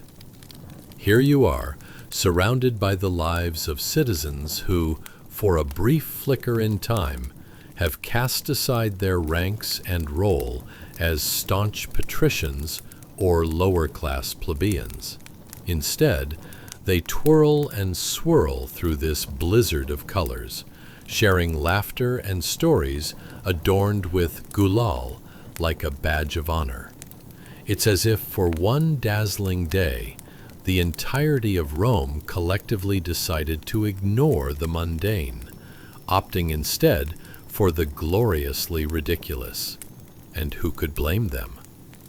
So, as the vibrant festivities unfold, and you find yourself caught in this living kaleidoscope, take a moment to savor the sheer absurdity of it all. Because if history teaches us anything, it's that amidst the chaos of human existence, there's always room for laughter, celebration, and a sprinkle, or a handful, of colorful camaraderie. Wrap yourself in that joy, embrace the exuberance, and drift gently into a night filled with dreams painted in shades of red, green, and blue. Sweet slumber, my colorful friends. Chapter 22. The Silken Secrets of the Vestal Virgins. Hey guys, tonight we're diving into something smoother than a greased pig at a county fair, a clandestine soiree of ancient Roman allure. Picture this, the sacred household of a high-ranking magistrate, where the air is thick with the sweet scent of mystery, and perhaps a hint of something that's supposed to resemble milk, but might just be an extravagant vintage wine that could knock you off your toga. Before we get too comfortable, let's ponder some intriguing questions. Ever tried hosting a dinner party where everyone insists on bringing their own snacks, like a potluck, but with far more toga-related wardrobe malfunctions? What about the awkwardness of running into someone when you're all trying to adhere to the strictest social norms outside the door, while having no idea what's being sipped on inside? Or perhaps you found yourself wondering if anyone ever mistakenly confused the sacred boundary of silence for an invitation to gossip, because nothing says sacred right quite like a little intrigue. Am I right? Now, take a moment to dim the lights. Turn on a fan to create an ambiance reminiscent of a gentle Roman breeze, and settle in. Congratulations. You've just woken up just a stone's throw away from that high magistrate's abode in circa 250 BCE, where the secrets of the Vestal Virgins are brimming like a hidden wine cellar waiting to be unleashed. In this lavish abode, the Vestal Virgins are poised, each adorned in their flowing dresses, which whisper tales of both piety and fabulous fabric choices. The air is filled with tension, and you can almost taste the anticipation, the kind that teeters on the edge of reverence and gossip like a nervous goose on a tightrope. They gather, protected from the male gaze like rare chocolates in a locked cabinet, because, apparently, the male gaze has been deemed far more dangerous than a lion with tooth decay. Let's be honest here. Wine disguised as milk? Does anyone else find that as creatively absurd as the last time you tried to prank someone at a party with a fake spider? The Vestals take their ritual seriously, but apparently draw the line at being sober about it. The wine flows like rumors about who will be the next great gladiator, and each sip turns their whispers into ripples of laughter as they carefully navigate the thin veil of secrecy required for their sacred duties. Imagine, if you will, the scene. The flickering of oil lamps casts playful shadows across the elaborately painted walls as you stand awkwardly at the threshold, contemplating whether to join in this delightful revelry or to just quietly critique the drapery choices. You hear snippets of conversation carefully weaving in and out, just as shadows slink behind ornate statues. Did you see how Flavia wore that floral crown last week? The audacity. What did she think this was? A toga party? Silence is the real star of the evening, enforced like a curfew on a school night. It's an absurd juxtaposition of horror and humor. These women, entrusted with the sacred flame of Vesta, yet keenly aware that one slip into gossip could invoke an eyebrow raise from the divine. You might even feel a prickling urge to lean in a tad closer to catch the latest tidbit, even as a shiver runs down your spine like a cold rush of reality. These Vestal virgins can gossip as well as they guard their flame. As you further immerse yourself in your new surroundings, the very walls seem to pulse with unspoken secrets and occasional snickers. Here's where ancient Roman mystery intertwines with the very human joy of hearty laughter. It's a delicate dance of the divine and the ridiculous. The Vestals, treated like celebrities but expected to act with all the charm of a well-trained squirrel, are navigating a night filled with sacred duties and a boatload of wine. Picture a team-building exercise, but way more serious and with fewer trust falls. The ritual unfolds not just as a ceremony, but as a living tableau of what it means to be a woman with power, yet bound by tradition. A tightrope walk on the edge of enjoying raunchy jokes with your friends, while ensuring that the high priestess's gaze does not wander in your direction. Each time they raise a glass, the thrill of rebellion tinges their laughter. Is this truly blessed wine, or just a ruse to keep us on our toes? You can practically hear the sound of minor chaos humming beneath each ritualistic gesture, the siren song of forbidden fun, guiding them all deeper into secret ceremonies. As you lean in, clutching your invisible goblet, the world beyond falls away, and suddenly you're woven into this ancient web of hilarity and devotion, rolling your eyes as they strategize how to slip a bit of spiced wine into their solemn ceremony as if they were passing communion wafers. There's an irony, of course. The very act of engaging in sacred silence is punctuated by muffled giggles and clandestine sips. With each flash of a playful smile, one can't help but think, if they could only see the delightful absurdity of this life, wouldn't it reinvent the very concept of fidelity among priests and divine guardianship? And so it goes. Another night floats gently along the echoes of laughter, whispers of gossip, and the bubbling bravado that tends to crop up when well-guarded secrets come frothing to the surface like poorly kept wine. With each clandestine giggle, it's clear, as timeless as the moon's glow upon the cobblestones, there's always room for absurdity, whether in the Senate or within the sacred sanctuary cloaked in intrigue. So raise a glass, dear listener, and immerse yourself in the chaotic charm of ancient Rome, where the spirit of fun sparkles more than the finest sparkling mead in the land. Chapter 23. The Lamentable Lamentations of Eternal Rest. Hey guys, tonight we're tiptoeing through an ancient Egyptian tomb, where the ambience is about as serene as a cat being bathed, if that cat were also a revered mummy preparing for an afterlife soiree. Imagine a place thick with the scent of myrrh and the awkwardness of priests trying not to trip over their own robes while performing the sacred alchemical operation of mummification. It's like trying to assemble IKEA furniture blindfolded, but you can hear the whispers of gods insisting you take it seriously. But hold on a moment. Before we unravel the shrouded hilarity of eternity and the dark oath of Hannibal, let's take a second to ponder some daunting questions. Ever tried to get good help when you just needed someone to wrap you up like a burrito?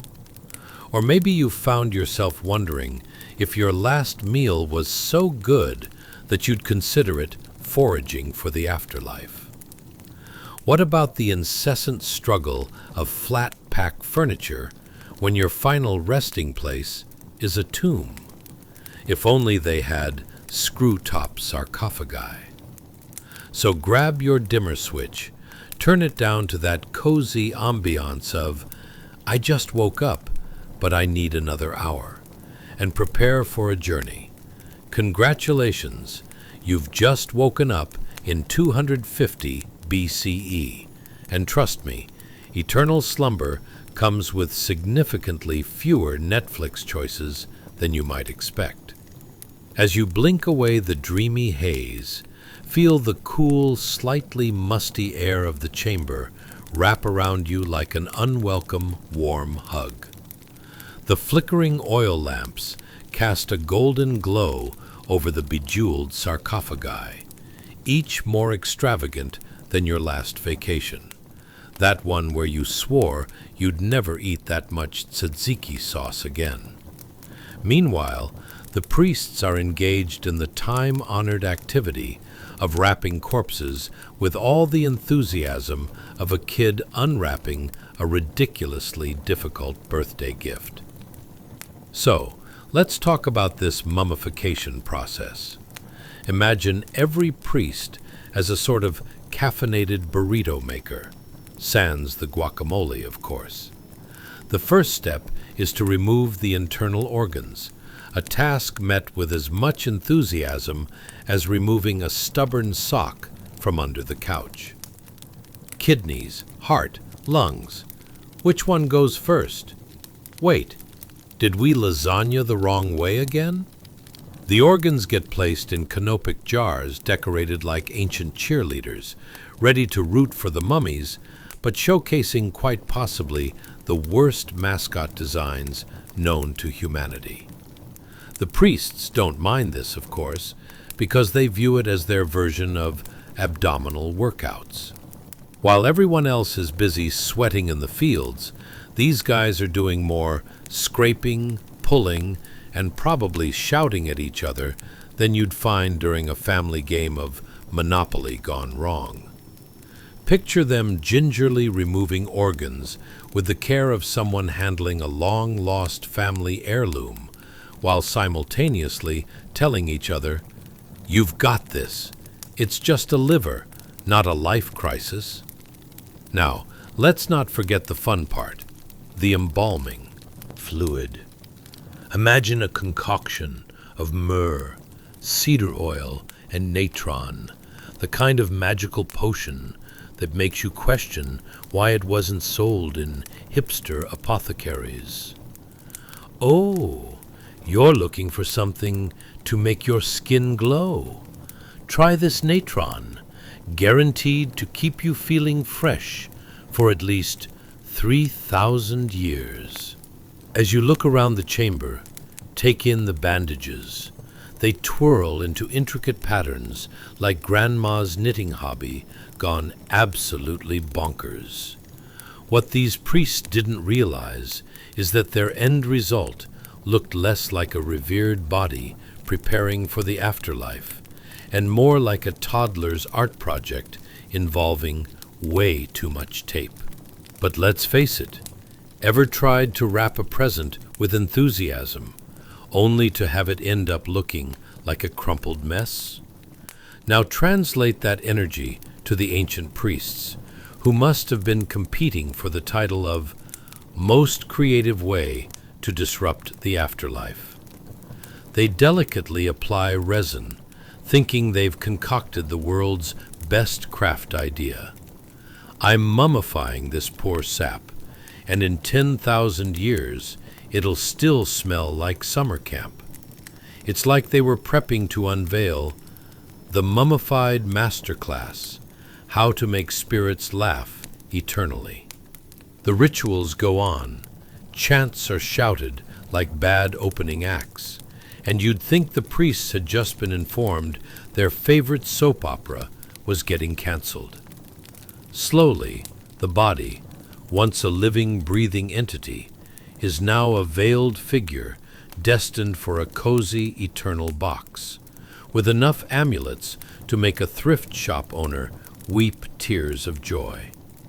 Oh, and let's not forget the funeral rites themselves. Fancy ceremonies. If modern funerals felt a tad excessive, you've never seen a team of priests trying to outdo each other in a dramatic farewell. Each stack of incense wafts through the air, thick enough to make anyone who had moderately sensitive sinuses reconsider their life decisions.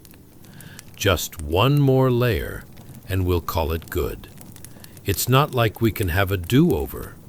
Finally, as they seal the tomb, there's a palpable mix of pride and awkwardness, akin to how you might feel when trying to muster enough enthusiasm to clean your closet as if you were preparing for an international episode of What Not to Wear. The completion elicits whispers of satisfaction from the priests, each exalted as if they've conquered Everest, only doing so with the remnants of what used to be alive.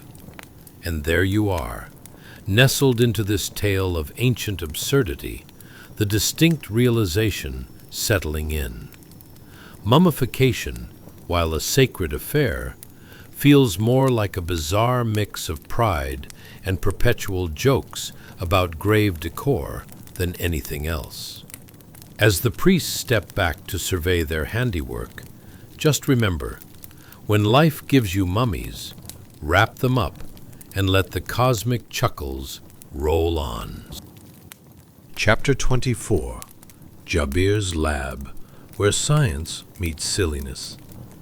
Hey guys, tonight we're wandering into a space that's so full of curiosity and quirkiness, it makes a cat meme feel like a history lecture.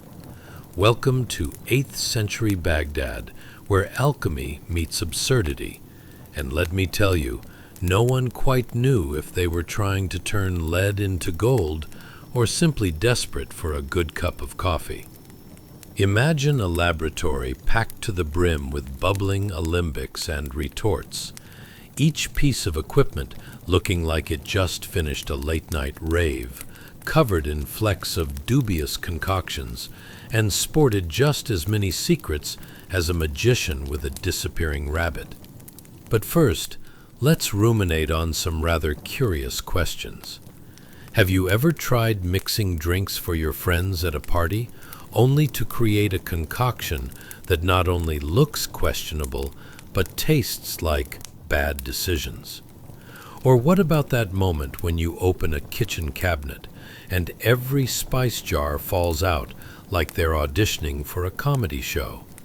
Is it paprika or turmeric? Who knows? Finally, isn't brewing up something new in the kitchen just a slightly less dangerous incarnation of the alchemical experiments happening right here in Jabir's lab?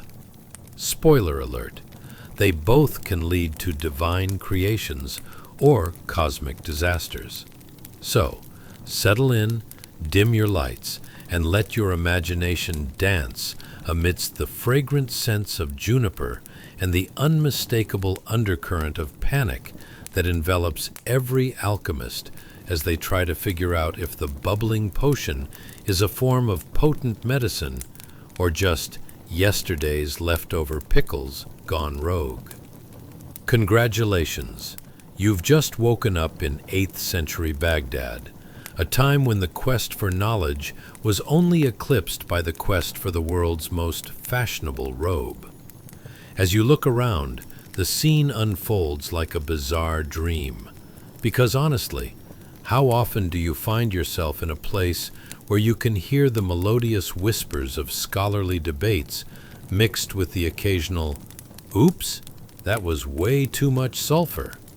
The lab itself is a delightful mess of glassware, each vessel more precariously balanced than your last attempt at adulting. Beaker after beaker, they hold potions that shimmer like disco lights at a party gone horribly wrong. You can almost smell history here, the sweet and sour tang of aged spices laced with an undercurrent of burnt goat hair, as some wannabe alchemist just realized that maybe mixing fire with organic materials isn't the best idea. It's a little like trying to multitask.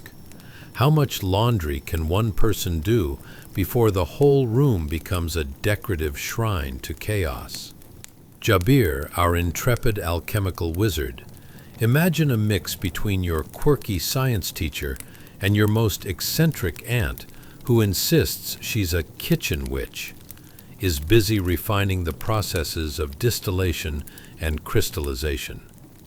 He talks about it with the enthusiasm of a child explaining their new pet turtle, only to realize halfway that, between boiling liquids and explosive reactions, someone may suffer a splashed eyebrow in the meantime. Just a little more heat, and this will become gold.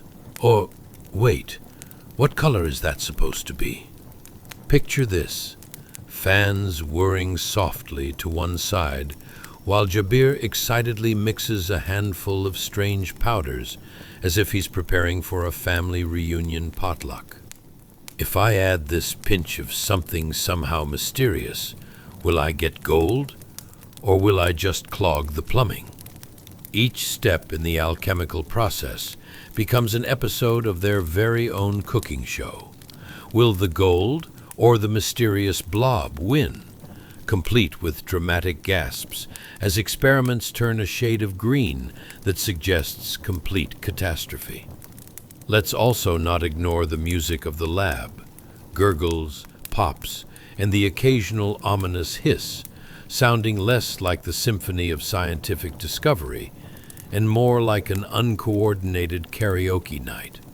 Every alchemist is a star, belting out songs that spill out of their mouths like over-enthusiastic coffee filters, filling the air with a melody that might just scare away the neighborhood cats more than attract them. Every now and then, Jabir will look up and share a deep thought, equally concerning and charming. What if, instead of gold, we just managed to create really shiny rocks, he muses, his brow furrowed like someone trying to understand the stock market. I mean, who wouldn't want a shiny rock? Or two? At this point, you're looking around the room because you suspect the gold might be hidden under mountains of forgotten meals. And as you sit back and revel in this whimsical chaos, you can't help but chuckle at the sheer absurdity. This is a world where pressing questions remain unanswered.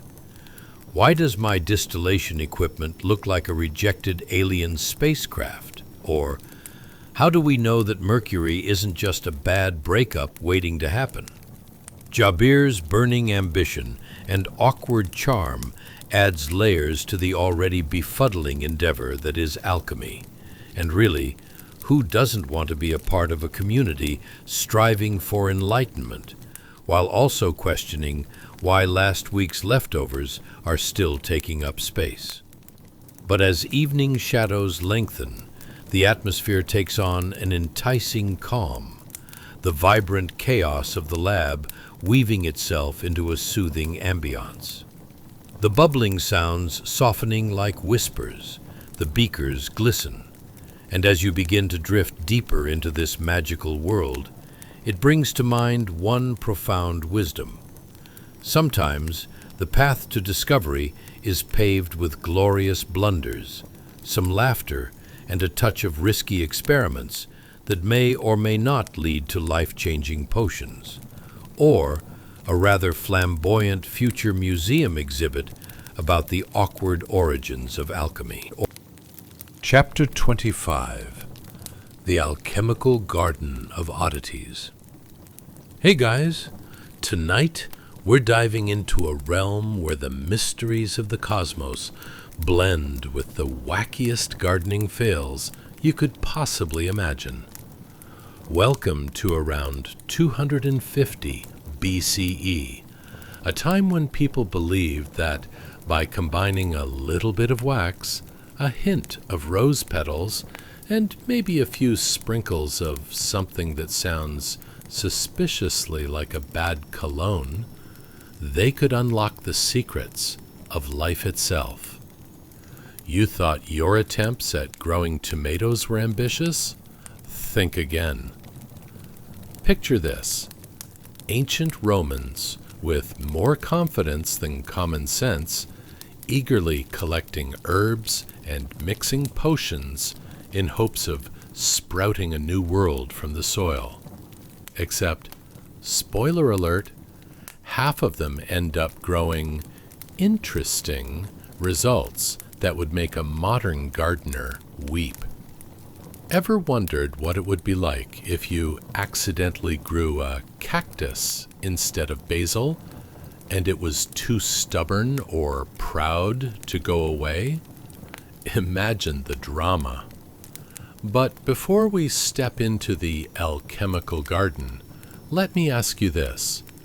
Have you ever tried to follow a Pinterest recipe only to end up with something resembling a science experiment that your cat would not only disregard, but also judge? Or have you had that moment when you stand in front of your fridge, debating whether that mysterious jar of green stuff is an exotic condiment or just last year's New Year's resolution gone bad? Now, settle in, dim the lights, and get comfortable, because we're heading to a place where growing herbs and conducting experiments require not only courage, but also a touch of insanity. Pretty much like every late-night cooking endeavor we've all had at some point. Congratulations! You've just woken up in the Roman Republic, surrounded by a peculiar blend of an alchemical garden and the delightful chaos of ancient scholars. As you stretch your limbs and blink away confusion, you notice the garden around you looks like a botanical Pinterest board gone a tad haywire. The fragrant aroma of fresh herbs tickles your nose, a pleasant mix of rosemary, thyme, and something resembling your grandparents' cologne. But wait, what is that oversized plant poking through the hedge? It appears to be a mix between a pumpkin and a particularly ambitious cabbage, refusing to follow the rules of sensible gardening. It turns out our garden is more than just a delightful mishmash of greens. It's where aspiring alchemists gather to pursue spiritual purification while also desperately trying to find a way to avoid paying taxes. You overhear a couple of philosophers debating the merits of mixing dried roses with crushed board game pieces. "Isn't that how you make the secret potion of enlightenment?" one asks, while the other rolls their eyes so hard you half expect them to fall over. "No, you nincompoop, that's for the harvest moon of enlightenment, not whatever you thought would grow in your backyard." As they passionately argue, you begin to contemplate the view before you.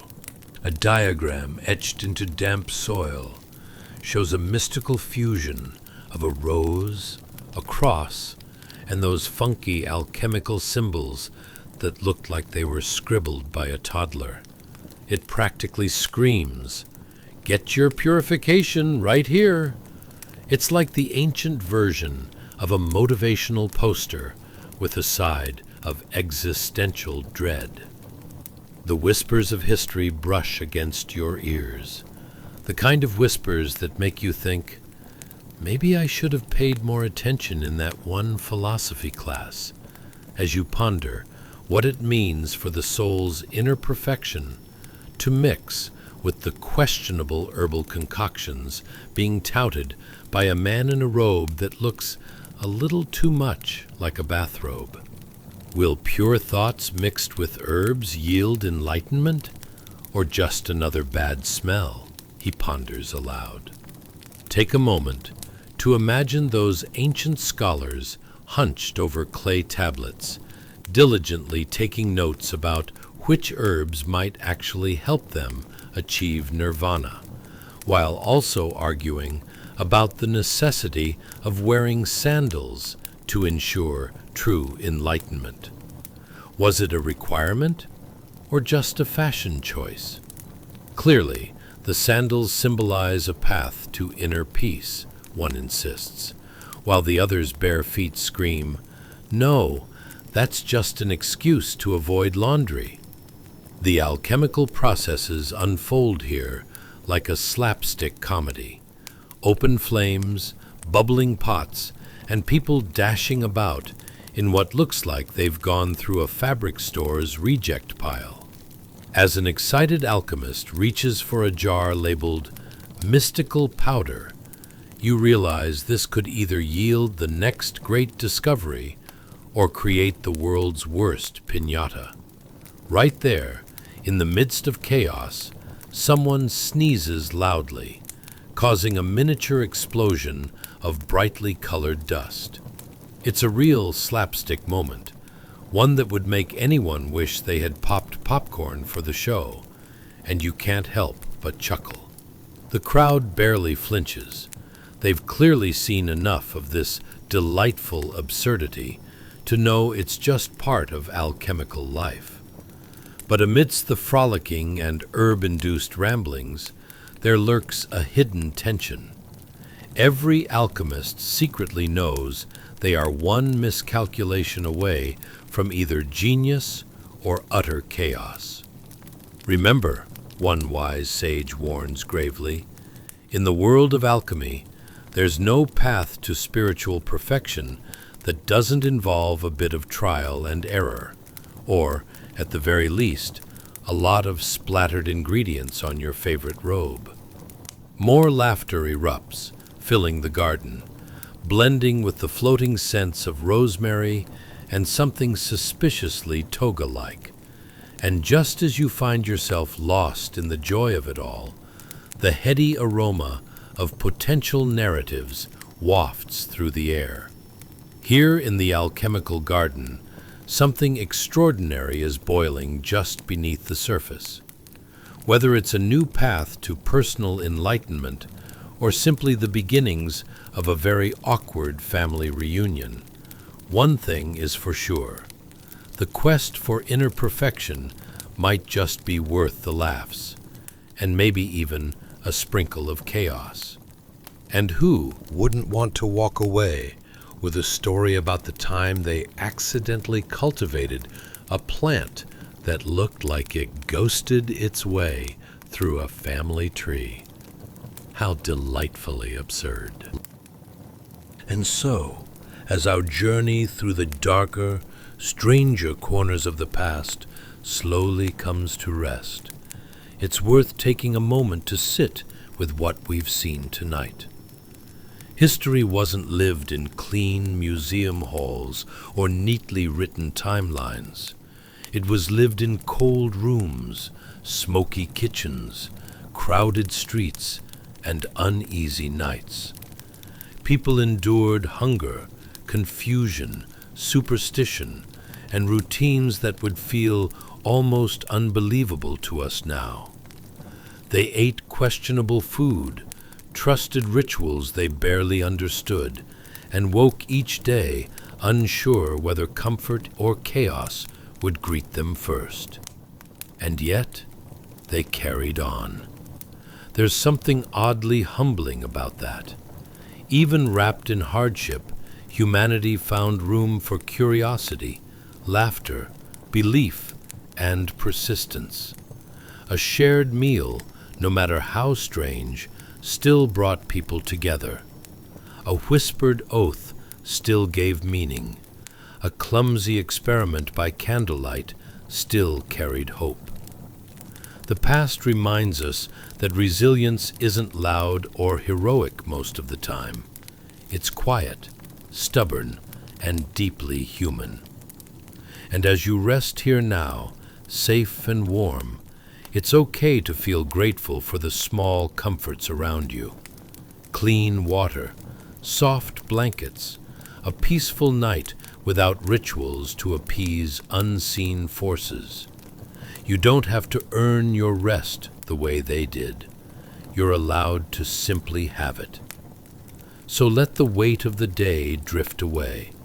Let history stay where it belongs, behind you, gently fading. Your breathing can slow. Your thoughts can loosen their grip. There's nothing left to figure out tonight. Thank you for wandering through the past with Sleepy Oogway. Wherever you are, whatever time it is, you've made it to a quiet place now. Close your eyes, rest easy, and let sleep come softly, like a story finally finished.